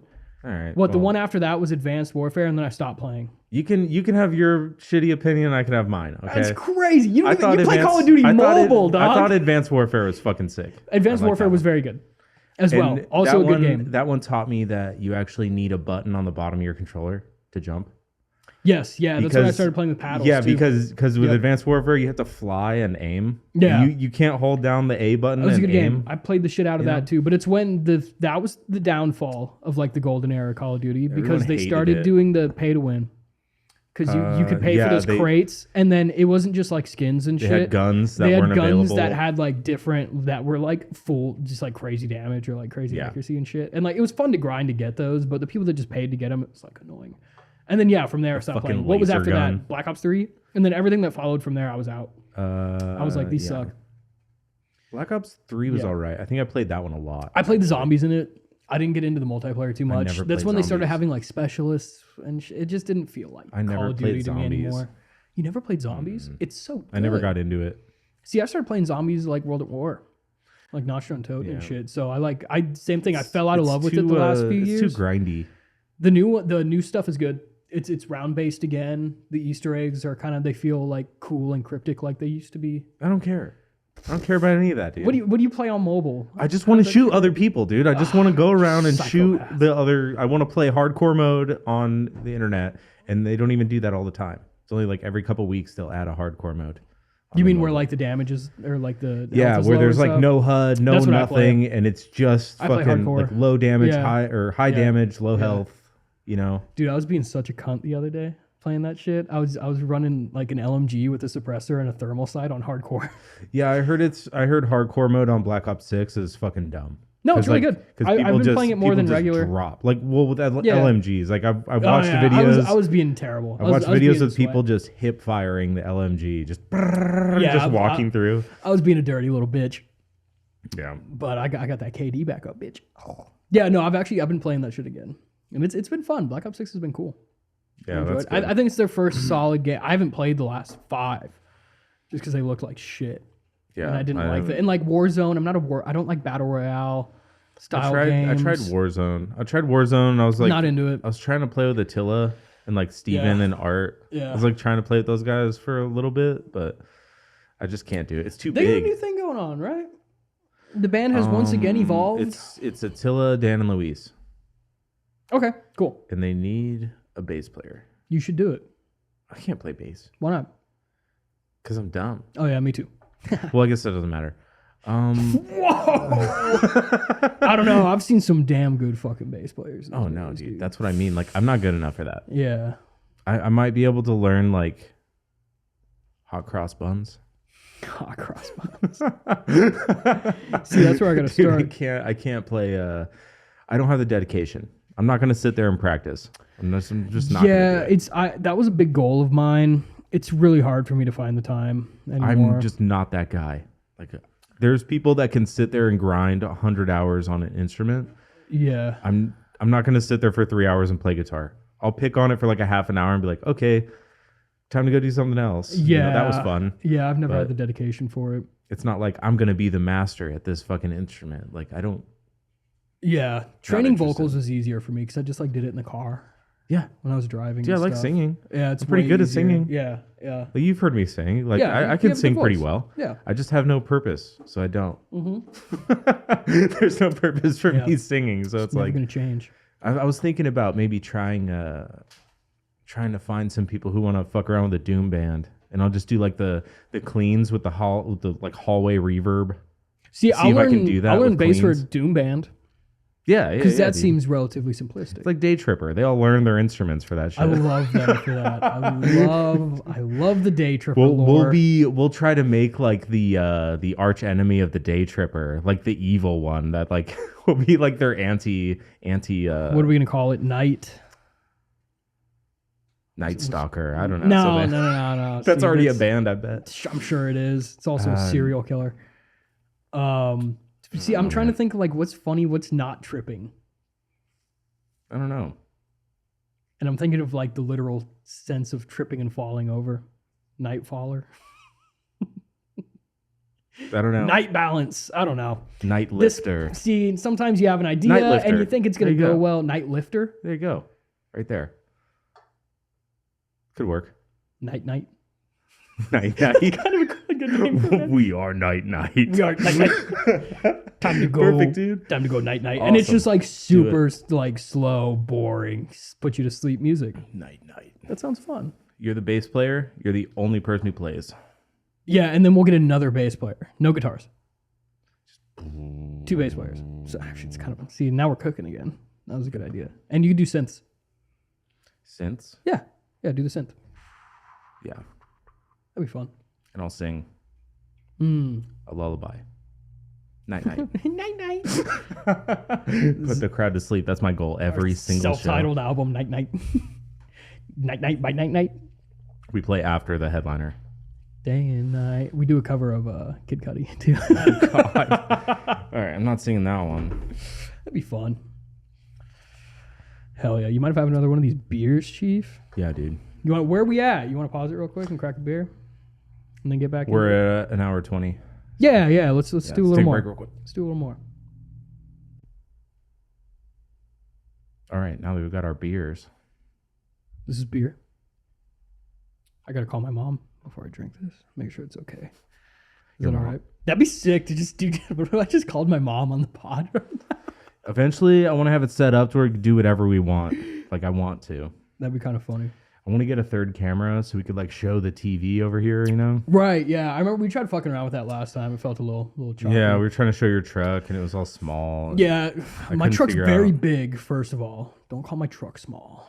I know, that's why I was fucked up. It shouldn't have looked so small. Like, fuck, man, I want a hot dog right now. Man, that reminds me. I was really disappointed by some hot dogs the other day. Were you? Yeah. What happened? I was working this job. We put up 2 video walls, right? Okay. And it was a whole bunch of work. We worked on a Saturday to do it, and we got it done really fast. And Kitchell, the general contractor. I've worked with Kitchell. Yeah. They're a really big company. And they're huge. Whenever they finish a job, they have a trailer with a barbecue attached to it. Yeah. And they pull the barbecue out yeah. and they invite all the contractors back out to have a barbecue. And That's funny. my company sent us an email saying, Kitchell wants to treat you guys to barbecue. They said, you're going to get barbecue. And I was like, barbecue? Hell yeah. It was just Oscar Mayer. Dude, it was fucking like Kirkland hot dogs. They bought like 100 Kirkland pack. hot dogs are great. I don't know what they bought then. But yeah, that's not the word barbecue comes off strong in that context. Yeah. When you're like, I'm gonna barbecue. That's what and then you Kitchell make called hot it. dogs. Kitchell called of course it they do the bare barbecue. minimum. And yeah, it was like a Yeah. you know, Yeah, I remember. That's funny. I kind of remember doing the same thing. I was on a job once. It was like U of A or something, where Kitchell was the GC, and yeah, it was like at the end they were like, we're gonna treat everyone to some. they did a raffle. And it was like terrible. Yeah, just It was like the food was shitty. really bad. Yeah. Oh well, whatever. They're like, now that we've made our fucking $300 million profit on this project, here's some hot dog. Here's some slop, you pigs. Yeah, exactly. Fucking Dude, losers. I do not miss the like commercial blue collar work. I did that for quite a few years. And it had its Honestly- moments, I was like a lead on a few jobs and like enjoyed it, but Well, it's just such a headache. And there's Honestly, so much, it's only a headache because of the company I work for. And I've got to stop Yeah. there as far as talking shit about my company. yeah, you shouldn't, man. You got to keep your job. they know there's a lot of shit to talk. Yeah. They're working on it. Yeah. But I mean, that's just how it goes. No business is what gonna I be perfect. what I really like about my job is that I'm not out in the sun. Mm-hmm. I'm not out in the hot and not in those hot buildings without AC. Very rarely. Sometimes we are. But it's like we are AV. So we're doing cameras and TVs and fucking like racks. Right. So it's like we're in at the very last possible moment. We're dodging all the other contractors at the end. Like we're fucking walking around furniture guys a lot. The guys moving the furniture into the building and the carpet guys and stuff. So we're in the very end stages. So the Right. building has AC. We're inside. It's all nice. Yeah, you and, got like, it easy, man. sometimes you can even just take the hard hat off and nobody cares because the building's all done, No. And it's like, it's kind of a pain in the ass because you have to keep your shit clean now. When the building's done, you have to make sure all your shit's spotless. Yeah, you scuff a before you wall. leave. Yeah, You scuff exactly. a wall, it comes out of you. So it's Yeah. like, but at the same time, like everything we're doing is not the hardest thing we do is lift a TV. That's the hardest thing we Shit. fucking do. You So guys it's like, hiring? That sounds nice. yeah, we get up and down on ladders sometimes. Damn. The video walls are rough because you climb a ladder 100 times, but that's all you do. Like, pretty yeah, easy. Yeah. I was always doing like carpentry and shit.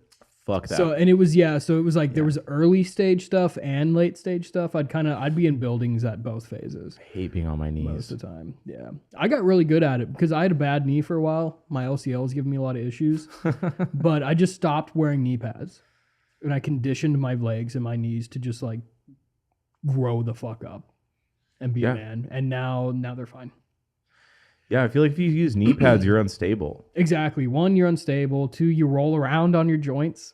Yeah, And you're like and too yeah, comfy. And you don't build any tolerance. Fuck that. Yeah, Soft. You're all fucking soft with your soft hands. dude, I'm getting soft doing this job. No, dude, that's the thing is me too. Is I was blue collar all the time, and now it's like less and less.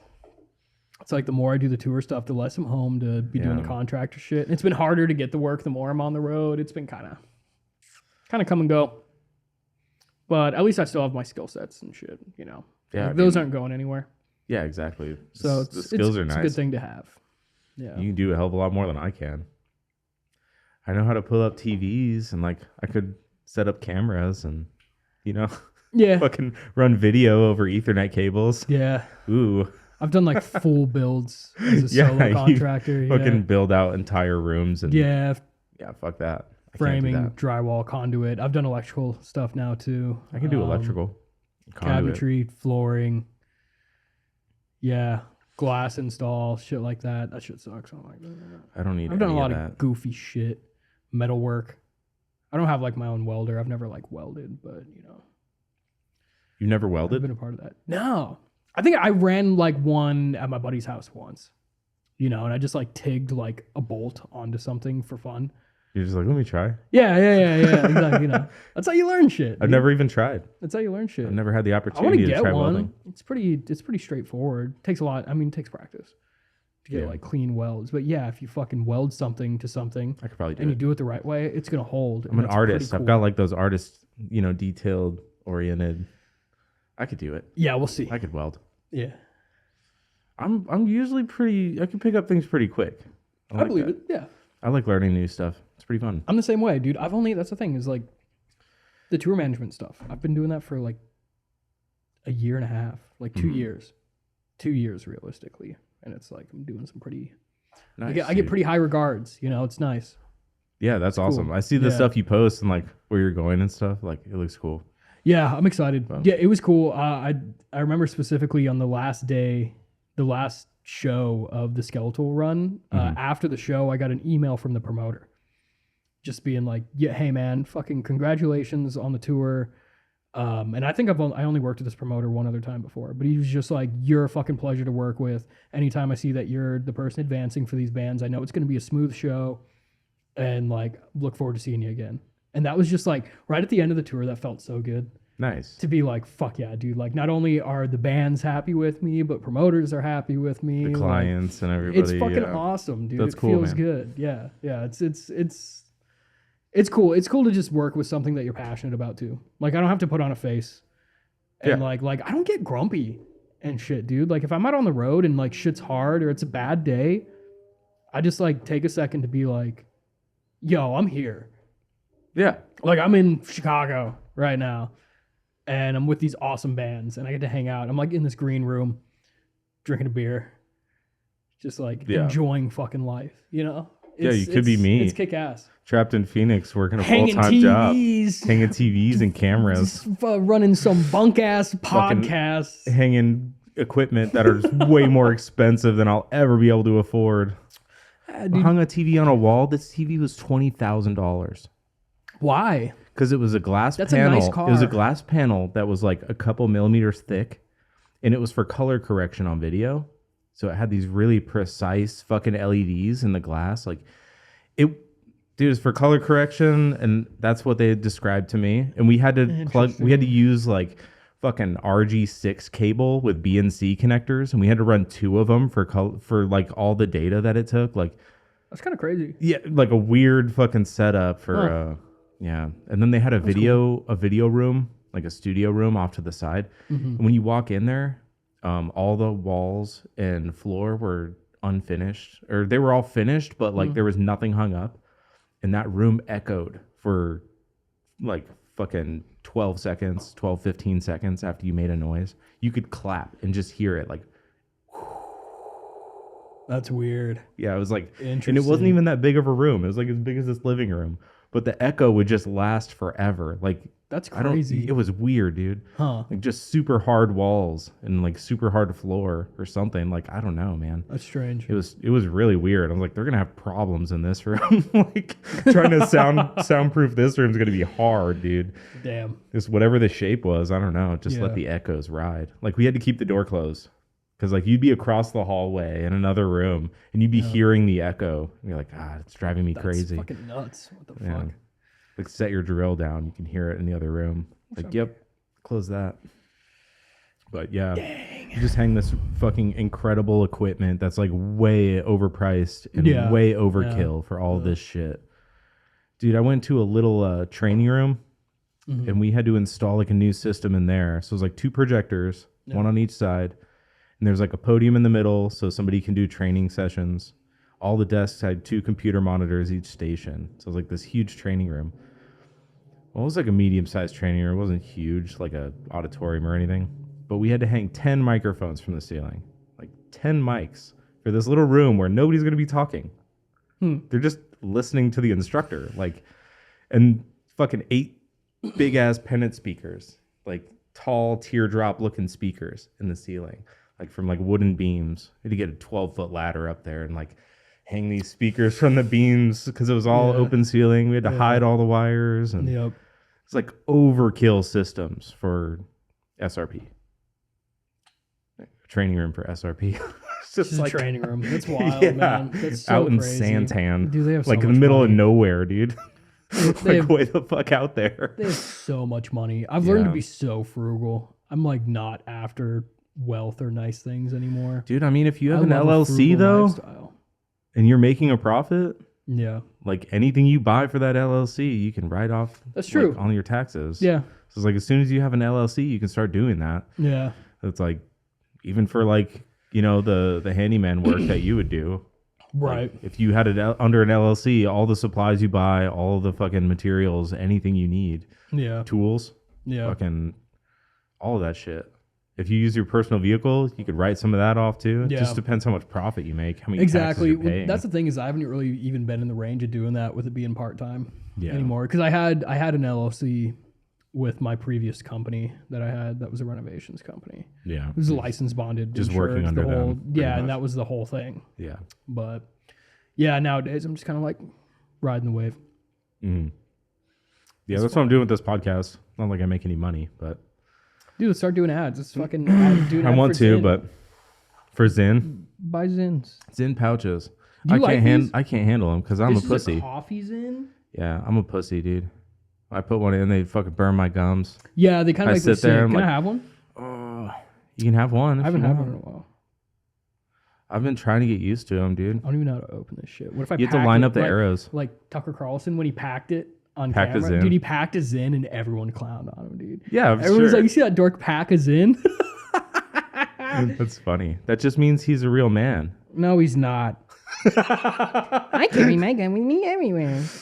I'm just guy. joking. Oh, wait, I think I figured it I like out. listening to him though. I'll admit that. No, he's all right. He's a funny guy.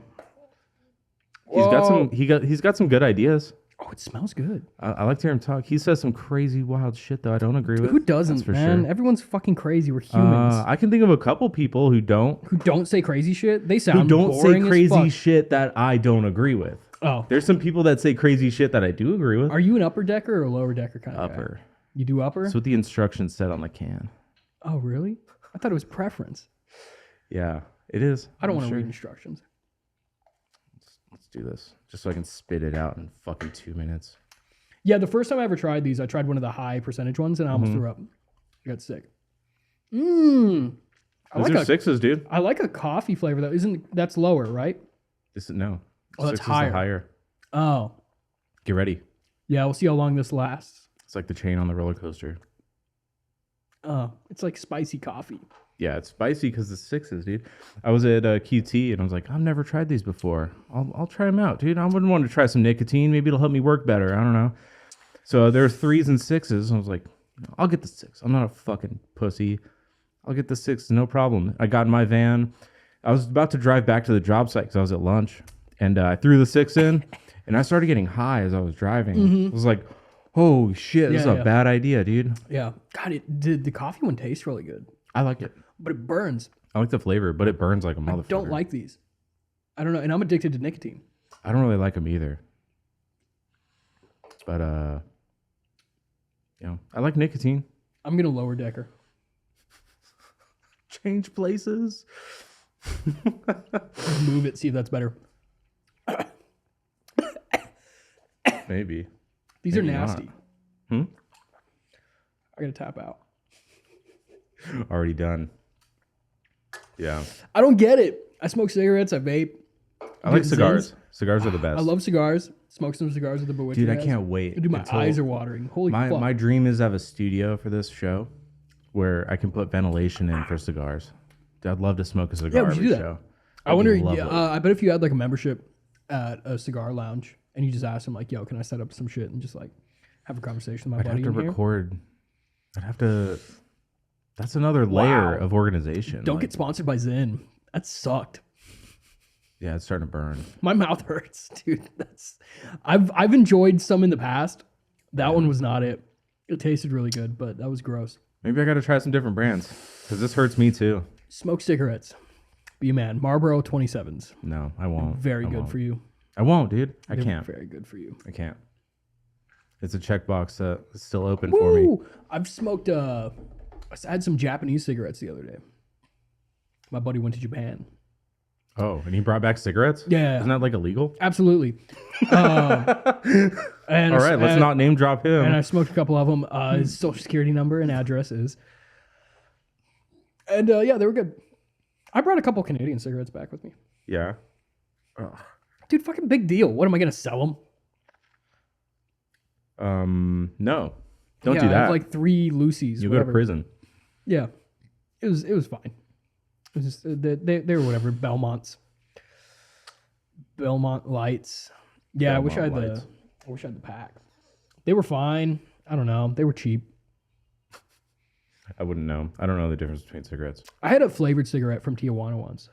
That was pretty cool. Flavored? Yeah, it was like cucumber lime cigarette or some shit. It was awesome. Jeez. It was so good. It's like Camel Crushes. Yeah, exactly. Well, that's all outlawed in Cali now. Mm-hmm. No disposable vapes. No menthol.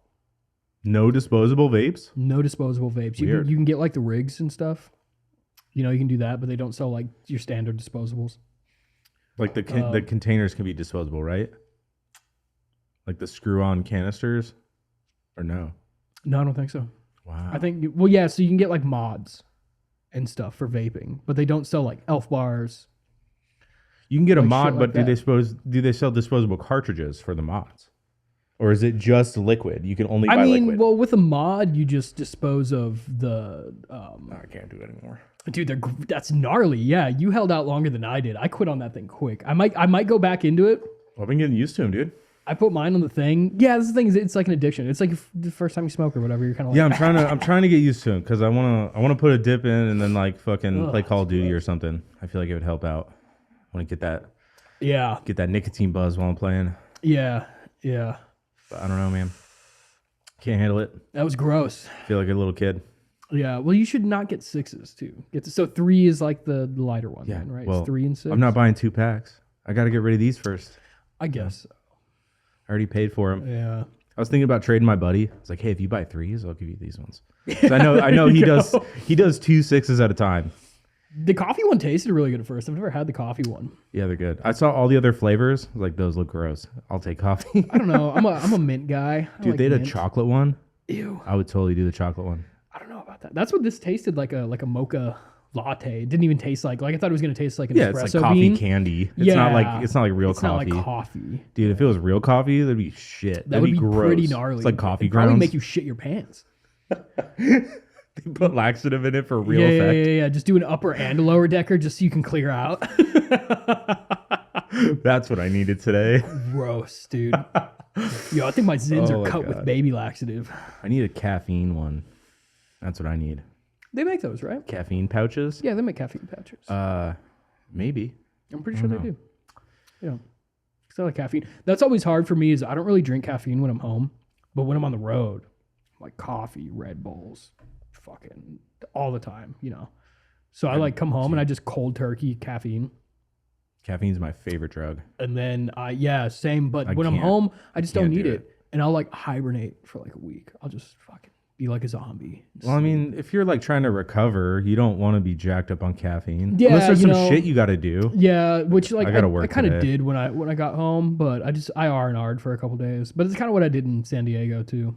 Like I Yeah. said, so yeah, the tour ended in Portland, drove the band back to Los Angeles. That's where they were at? Yeah. Look.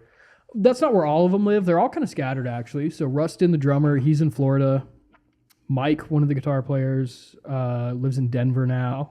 Chris, the main fella, he lives in LA. And then Brian lives like north of Portland.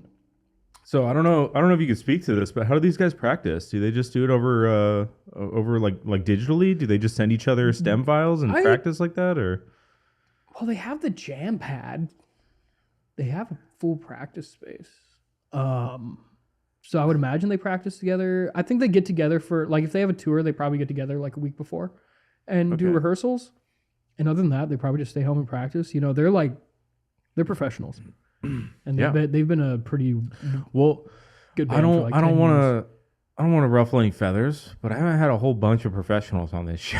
That's true. Like I have people that would love nothing more than to be professional musicians. Yeah, it takes time. It does. And it takes the right set of circumstances as well. The right mentality, too. Right mentality. There's a lot of factors. It's hard. I try to not like some people give me like that attitude now. Not really, but like every once in a while I'll get like, oh, you think you're so fucking cool, Kyler, now that you hang out with people. Well, I think you're cool. And I do. Well, my thing is like I try not to be like You know, I still like love a lot of my friends in local bands and shit, and we'll go out and support them.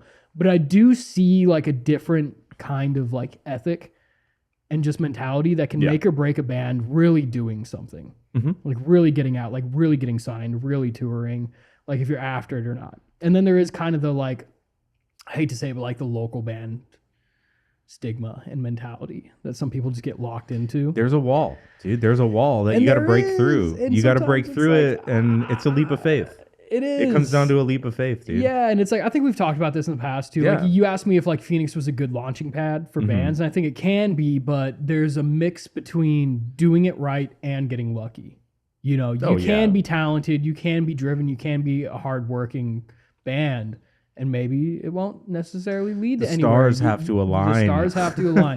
You have to find the right market. You have to be able to get on the right tours, and like crossover tours are hot right now, anyways. You don't have to sound like the headliner to go on a tour with a band. Yeah. It's better if you don't. But also, it's like, it's not like you can just we see Thraw play at Coachella. They could do it. I mean, they've got a couple metal bands at Coachella this time, dude. They do. There was more last time, I think. Oh, really? Did you notice that? What was cool about the Coachella like flyer was that every band is just like Times New Roman font, but there's one band that's not. And it's the Misfits. Really? Whoever does management for the Misfits needs a pat on the head because they somehow swung. No, you're gonna put the logo in. Damn, dude. It's the only if you go back and look at it, every artist is just, and you know, most of the artists don't have logos. I didn't notice that, but that's like kind of thing. interesting detail. That's badass, isn't it? Yeah, that's kind of cool. That they were like, no, you're not gonna just print our fucking name on there. It's gonna be the Misfits. Absolutely not. And theirs is, you know, mostly legible. It's iconic. It's mostly iconic, legible, dude. and it is. Yeah, it's a fucking Walmart shirt. Everyone knows that logo. Everyone knows the text. Like, dude, Yo Gabba Gabba is on fucking Coachella. Yeah, wow. I want to go to Coachella now. I don't. You see, Knocked Loose is doing Jimmy Kimmel Live I saw that. next week. That's cool.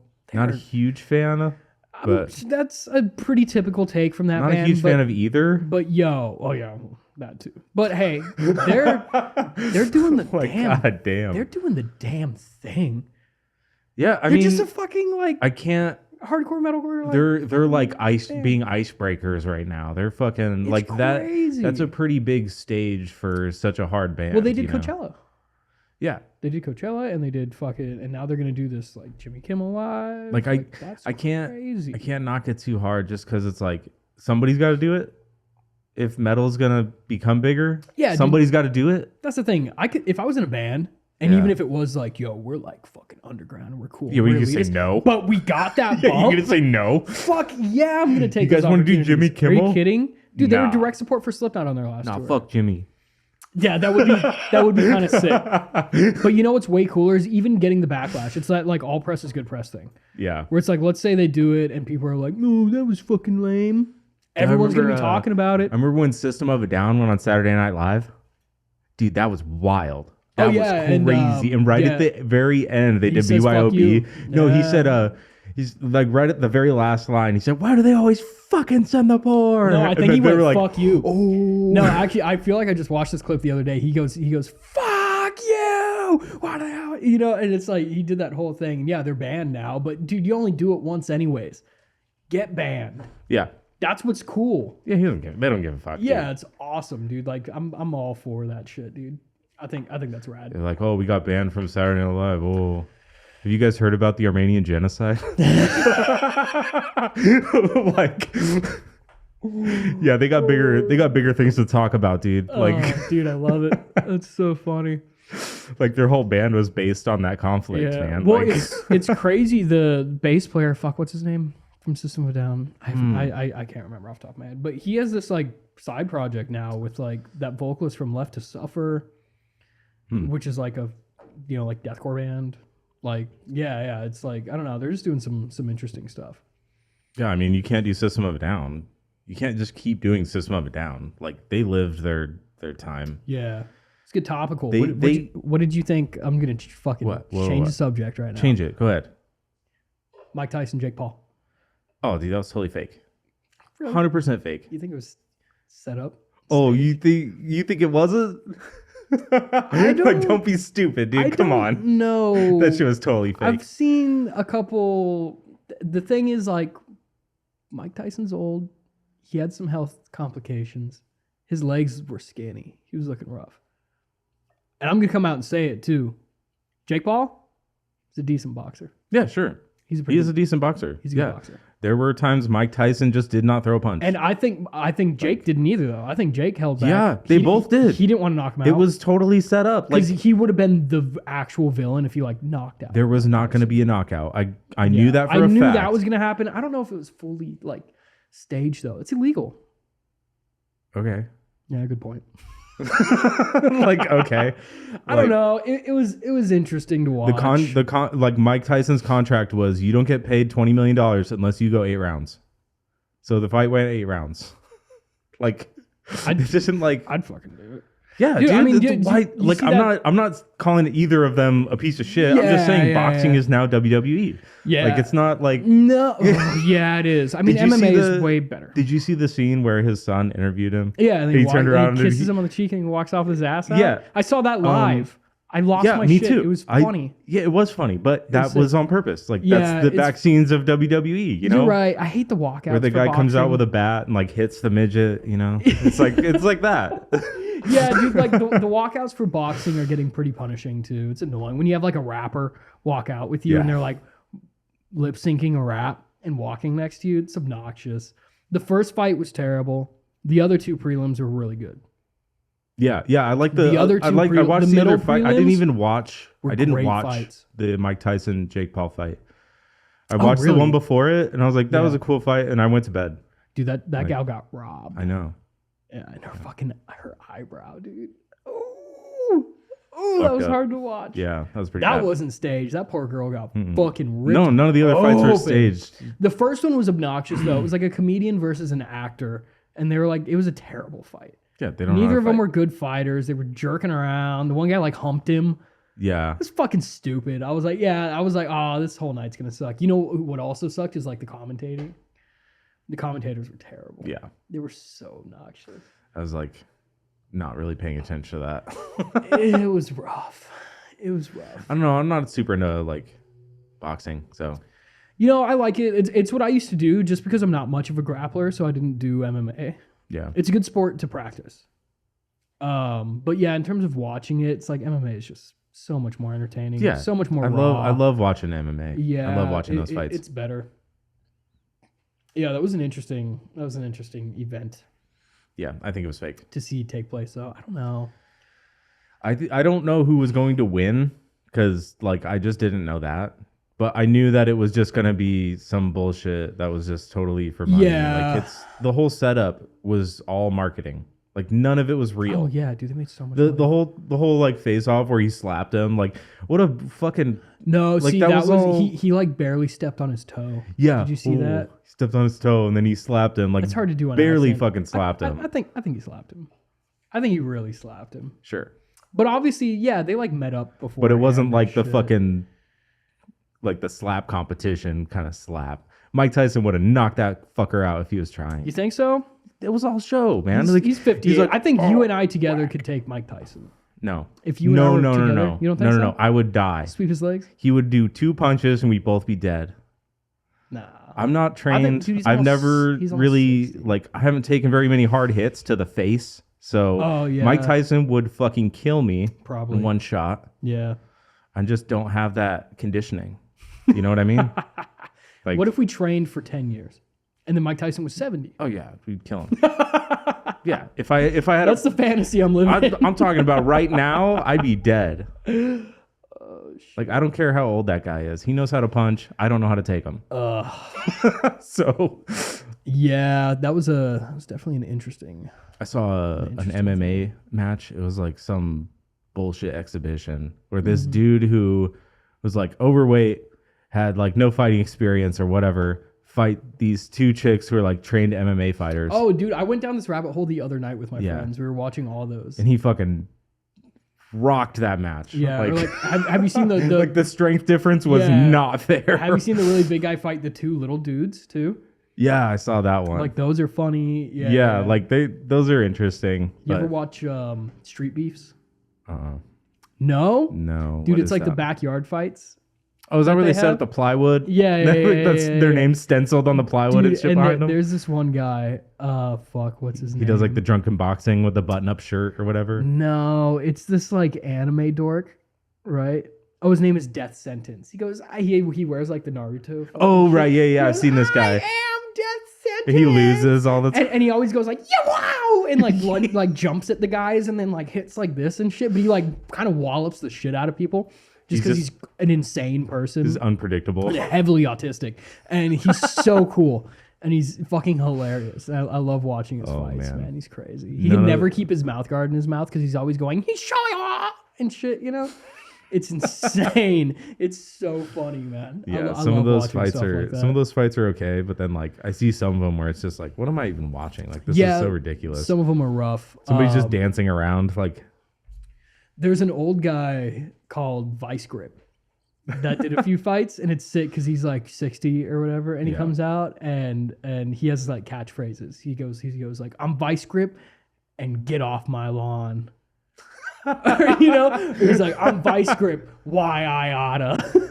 And then he like beats the shit out of dudes that are like 15 years younger than him. It's fucking That's fucking sick. great. It's so cool. Just man. fearless old man. Oh my god, I love it. He probably just doesn't stop walking forward. There's some gold. Boom. There's some gold in street beefs. I love shit like that. And then I went down the rabbit hole of all those crazy fights. Oh, that's another good one. Have you seen the car MMA? Yeah. Where they do MMA, but they're in the front seat of a car and they start like buckled up and shit. Yeah. And they're like, And they have fight! to, like- And then they have to unbuckle and then they like choke each other with the fucking seatbelts and shit. I love That's it. so crazy. That's so cool. But that's the thing is like, if you're good at that, you know, like if you've done that 5 times, you know that you can fuck up anyone in a car. yeah. But here's the kicker. What if I get out of the car? Yeah, I mean, What are you going to do? And then there's I a lot pull out of what ifs. No. Yeah, exactly. you know- Like, what if you just, pulled out a gun? Yeah. What are you going to do? It's like, fuck, what's that? Have you ever watched that kid? What's that kid with like the long curly hair that does like the really crazy interviews? And he has his podcast and he has the accent. I don't know. And- you talking about like the bodybuilder guy? No. What's his don't know, name? man. You'll know who I'm talking about if I look him up. You said he has a podcast? Yeah. Who's he interviewed? He's interviewed a bunch of people. Fuck, what's his fucking name? I was just like watching the shit out of these a few days ago. I don't know. It doesn't sound familiar. All my YouTube searches are shit on my truck. I'm fixing my truck now. Your entire history is how to fix my truck. So now it's all gone. Matan I don't know who that is. Matan Evan. You've never seen this kid? No, show me real quick. Like this kid? No, I don't think so. And he just says like the craziest shit. You'll have to send me some good ones.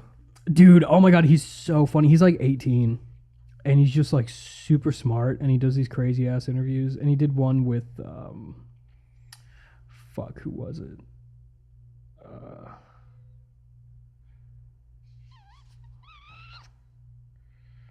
With Rampage Jackson, Oh, really? right? Yeah. And he talks about one of the fights he lost. And he was just like, what would you do in that fight if the fight started and he pulls out a gun and he shoots you in the neck? And he was just like, I'd kill him. And he goes, but how would you do that? Because he shot you in the fucking neck. You know, he's fucking weird. He's Just stupid dude. shit. Matan Evan is hilarious. I find that shit really funny. He, Reminds me of like Theo Vaughn shit. yeah, he should have Theo on. But yeah, he's had some like big name people. He had Sam Hyde. Are you familiar with Sam Hyde? Yeah. I like Sam Hyde. You ever watch Fish Tank? I have a buddy who keeps trying to get me to watch it. You should. But that's not my thing. You should. No, it's because it's like a reality show. But I know what it is. But it's crazy. I And don't. It's fucked up. Yeah, I know. That's why I don't want to watch it. I don't care. I've grown at first when Sam Hyde was first coming out. I'm like, all right, he's like an edgelord guy. He is, Whatever. yeah. But I've learned to really enjoy his. I like sense some of his humor. stuff, but like Fish Tank to me seems like it's like cringy on purpose. It's like Yeah, supposed to that's be the cringy, point. and like that's what I don't like. I don't know. I've learned I don't to like kind of enjoy I don't it. like cringy stuff. I've learned to Like I enjoy like it. absurd extreme humor. Like extremely offensive extreme. It's just like, holy fucking shit, I can't believe you said that. Like, oh my God, dude. Like the one where he's sitting down at like a date, like a blind date, and he starts talking about Hitler. He's just like, like this girl says, like, my grandparents they died in Auschwitz or whatever. He's like, if I was one of Hitler's top dogs, I'd have protected your family. I'd have saved them. He's funny. He's like, he starts talking about how, like, it. if he was worker in Auschwitz, like, if he was a guard, like, he would have grabbed your family. Like, you'd have set him, like, you'd have had him off. I would have been one of the good ones. Yeah, exactly. Like, which is just like, it's going off. The humor is so meta, where it's it's obviously a horrible thing to say. Yeah. But he understands that, and that's why it's funny. He just, he keeps going, though, and he just gets more and more pro-Nazi as he goes through the conversation. I don't know if that's... Like, no, in that bit. It gets wild. And you're just like, holy, like, how could this get worse? And he'll say something even worse. Oh, my God. Yeah, so like, funny. I like that. That shit's funny to me. Yeah, I get a kick out of that guy, man. I never had great. any. Like the On My Way clip that went viral of him, where he's talking about how his fucking phone he'll type like, OWM or OMW. Yeah. And then it'll like autocorrect to all caps with an exclamation point, on my way. And he's like, that's not what I was saying. I didn't go, on my way. He goes, I'm up. And then he drops an F-bomb. That's what you want me to sound like, phone. He's like, on my way. And he's like breaking shit. He's like so mad that his phone autocorrects it to where he just sounds fruity. It's so dumb, dude. Oh, that shit's funny though. I don't care. I'm here for the giggles. Yeah, exactly. I enjoy it. It's pretty much all I use Facebook for anymore. Yeah. Oh, dude, fucking just for funny. Kill Tony, and with Tony Hinchcliffe doing that fucking. Oh, dude, It was so. Why did they do that? It was. Why was he a part of that rally? It doesn't matter though. It doesn't matter. Don't bring a roast. It doesn't matter. Dude. It's totally irrelevant because the reason it's irrelevant is because all the people who got mad weren't gonna vote anyways weren't gonna vote for Trump anyways. Yeah. So it doesn't matter what they did. They could have brought anyone up there. You're right, but they had to backpedal that shit because it wasn't even like Tony Hinchcliffe is a funny motherfucker. Yeah, it wasn't funny. It wasn't a good. It wasn't a good move. Good set. It wasn't the right environment. Sure. It was. You could say it wasn't. It wasn't good for entertainment value. It was weird. Yeah, you could say that, but I don't think it hurt. Like, it doesn't matter, dude. Oh, it didn't make a difference to the election, but and then everybody, like all the comedians and everyone was like, "Oh, Tony Hinchcliffe, he'll get out of it. He'll make it out." It's like, make it out of what, dude? Yeah. He didn't, like, nobody gives a fuck what he said. Tried like, canceling him once. And nobody fucking cares. No. And all of his fans don't give a shit. And now he's just the comedian that, like, Barack Obama talked about. He's more than that. Is crazy. He's the comedian that started Kill Tony. Yeah, There's nothing that's going to be higher than that. Like, that is his legacy. Dude, he's the man. He's so funny. So it's like, dude, to say like, oh, he's going through a rough time. Like, you're out of your mind. He was fine. He's bigger than ever. Like, he just got elevated from that. Yeah. Like, I mean, dude, Kill Tony sold out Madison Square Garden 2 nights in a row. Yeah. It's incredible. And then he went back with Trump. Yeah. Yeah. Dude, he doubled down on that shit. Oh, man. Dude, Shane Gillis's Trump rules. Yeah, he's really good at that shit, dude. Fucking awesome. It's so great. Tremendous. I love that shit. Tremendous. It's very good. Here we are. So good. Full circle. I love it. Dude, I caught some shit in my work group chat the other day. Oh, really? Yeah. Because, like, right after the election, I posted a GIF of Trump, and it was just him. You know where he holds up the book? He's, like, showing his cabinet. It just said, "Do you love me?" It said, "Yes, no, please check one." Just, like, just holding it, and then he, like, hands it off, you know? Oh, yeah. And I just posted that into the group chat right after the election night. Oh, and, no. Yeah, one of the guys who quite obviously is not on Trump's side. It's a touchy subject. He just said, "Quit that fucking shit." Immediately, like, hello. Yeah, immediately got mad. And somebody posted Joe Rogan next to Kamala doing the after fight interview. Like that meme. That's terrible. He posted that like right after that. Like, this guy got super upset and like, dude, this is why I don't talk about politics. It kept going down. I don't care. Yeah. Just let it lay. Honestly, our votes as far as the presidential election goes, like, pretty irrelevant. Yeah. The way the electoral college is set up, If Yeah. you really go down that rabbit Well, hole, it's Kinda it's weird to look demotivating. into. That's why the whole thing is demotivating. yeah, dude. Yeah, the government's just kind of. I'm like, It seems like the illusion of freedom, dare I say. yeah. Well, that's the thing is, I illusion just of ride my democracy. line of as much freedom as I can actually have. Like, oh, we'll let them Raw, vote. Real freedom. We'll let them vote, and they can think they're changing the course of the country. Yeah. Yeah. Who cares? I don't give a fuck. I don't know. I think it's funny how everyone on everyone who was involved with Diddy for any amount of time was Oh, yeah. was Look at Ellen going for DeGeneres. Kamala.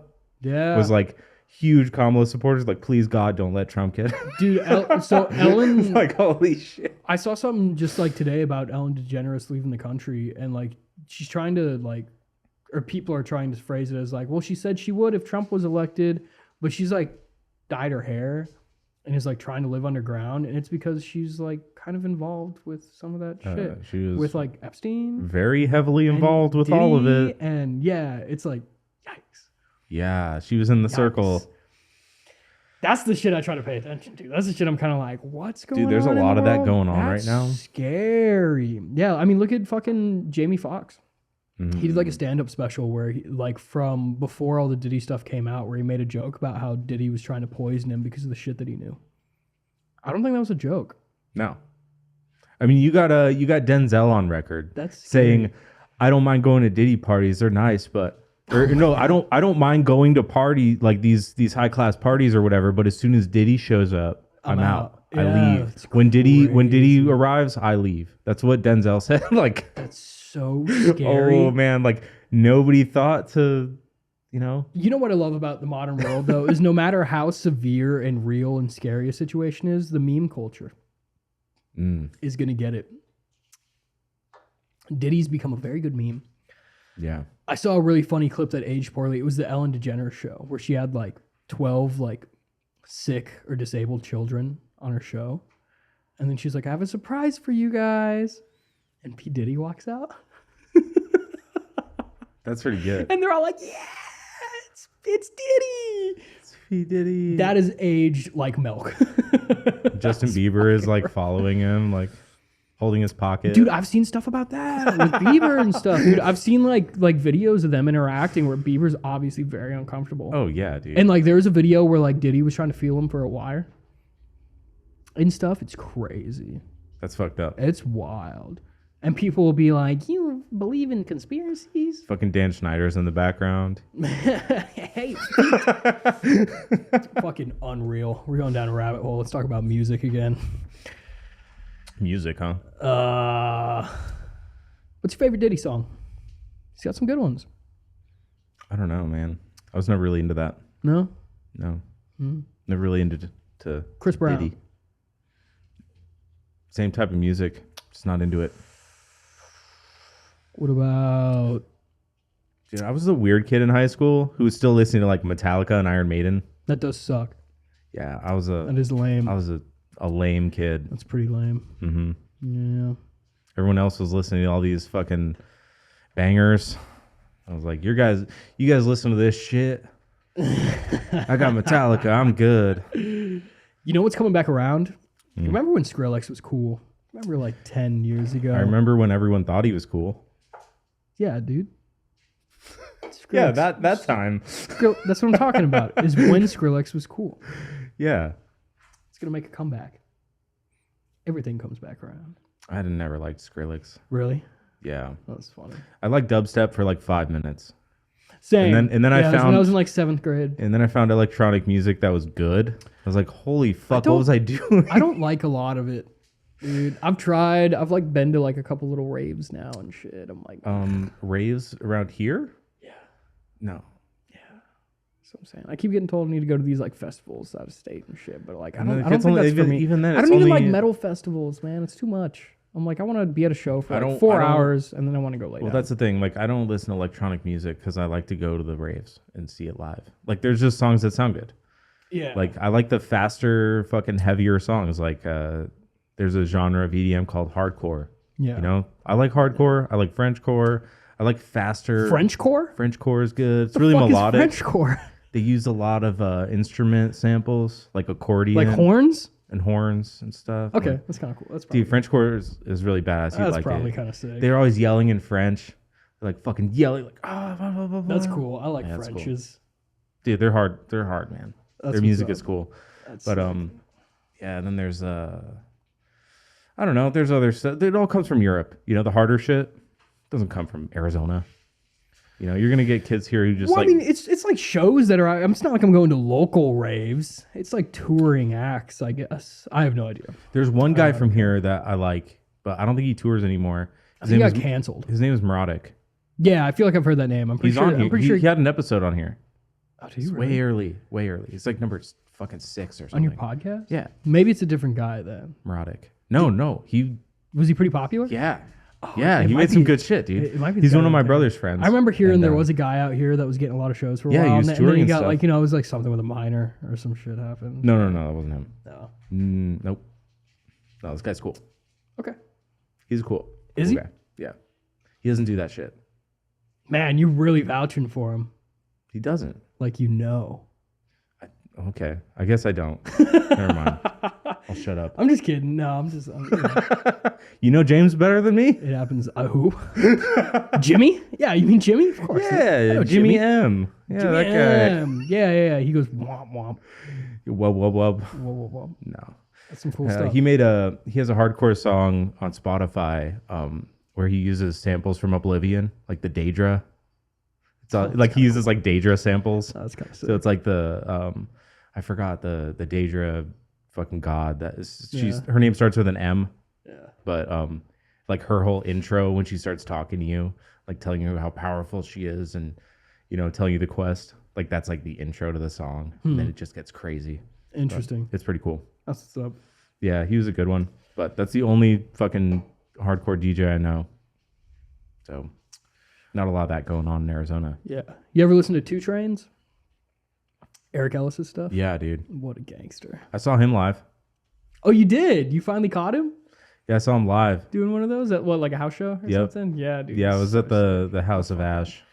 I love them. The House of Ash. The House of Ash, yeah. Dude, that is funny. I was there for a party like the day after I got back into town Oh, really? for like a Halloween party or whatever. Oh, the Halloween 'Cause party? It was already like Halloween. Did you come to that? I didn't. briefly? I didn't go to that one. Yeah, it was looked fun. I was there for a little bit. I was so worn out.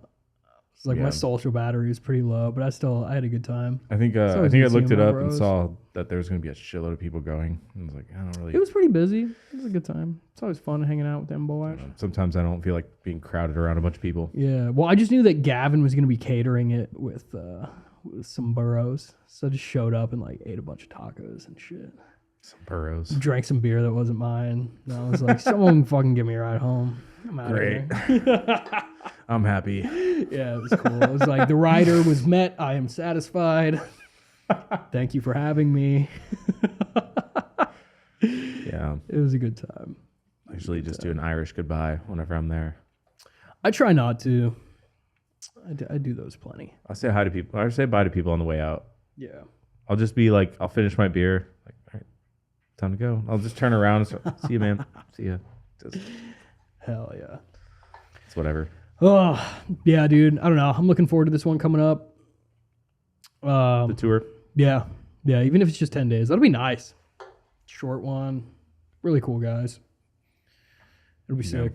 Yeah, I was starting to, dude, it sucks. Like, I get home now and I get so fucking, like, it's like stereotypical to be like, oh, post-tour depression. It's getting worse. I thought I was going to get better about it. But yeah, it's like, you're so looking forward to getting home. It's a lack of purpose. And like, I feel like I have a good amount of purpose when I get home, but it's not the same. It's not the same as that like fucking satisfaction I get from being on the road and shit. So it's like I You've get home decided and I'm what just you want to like, do. And Yeah. like when it's not available, you're like, God damn it. And it's not a realistic thing to do 24/7. No, to do it's constantly. impossible. It's impossible. But just scheduling it alone. That's what I mean. Like it's Yeah, impossible to even, do like, it. Like tours just- logistically, it's impossible. Yeah, they either overlap and you can't do them back to back, or like on a rare occasion you can. But yeah, I don't know. It's been tougher. So I'm just trying to do it more and more. I think I'm gonna stay busy with it, and then maybe I'll take a year off in a couple of years or something. But I'd like to at least do it for the next 10. Yeah, I really enjoy this stuff. It's like, why not? sure. This shit's fun. And I'll do all of the above. Fucking TM, drive, merch. any of them individually, any of them all together. All three together is pretty tough. Well, that's when That's a tough gig. you hire a lackey. Right, yeah, I'll just bring someone. You would with have an me to- assistant. yeah. Like, you want Dude, me to do it's- all these things? I it's- need to bring my assistant It's with me. feasible. Well, usually that's just up to the band. Like I said, they had their own merch guy Yeah. who kicked ass. He was awesome. So it's come and go. Well, But yeah, we'll have to get together after the Auction Destroyer tour on this one too. Sometime before I leave, theoretically, if I'm leaving for February. dude, anytime I'll you be want to top come of back on, January. man, I always It's- enjoy it. it's good to have the tour manager insight on the show. Haha. I feel like I didn't even talk about it that much. I feel like we rambled. That's about half and half. Yeah, I had a couple stories. About half and half. There's a lot. Well, dude, it's a lot to unpack. Realizing, yeah, when I first sat down in here, I was like, all right, so I've done the skeletal tour. It's like, no, I haven't been in since, like I said, 7 weeks on the road Yeah. between Thraw and skeletal. It's like, it's a lot of shit happened. A lot of it's already like washed from my brain. Use this as like your diary, your tour exactly. diary. Yeah. I like. Get it off your brain, and then you can go Yeah. back, like, the fond memories of the tour. You can like watch the episode again. I feel like if I come back after the Auction Destroyer tour, like that'll be a nice concise Yeah. 10 days to talk about. I'll be like, yeah, so the snow. Day one. It was crazy. Yeah, no, I'm looking forward to it though. Looking forward to flying out to shows more. That's cool. I don't really like flying that much, but like 2 hours to Portland is whatever. 2-hour flights are easy. See, I think if I do that incantation tour, I have to fly out to like Florida. What was that, like 6-hour flight? Yeah. Yeah, it's like 5 or 6, I think. Yeah. Your legs get sore, but oh well. Yeah, I don't know. It's weird. It's funny. I'm like, with travel, I'm like a control freak. Like when I'm a driver and even when I take my shifts off, it's hard for me to like sleep or relax because I'm just like, fuck, is everything going to be okay?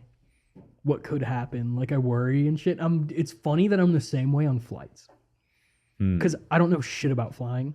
I don't know shit about airplanes. Just get one of those brownies. But that, Just yeah, fucking go to the moon. Maybe, but yeah, I don't know. Dude, it was funny. It was like the last time I was on a flight for a tour, I was just like, it had been so long since I flew. And I was just like, fuck, I was like kind of nervous because I was just like, did they check everything?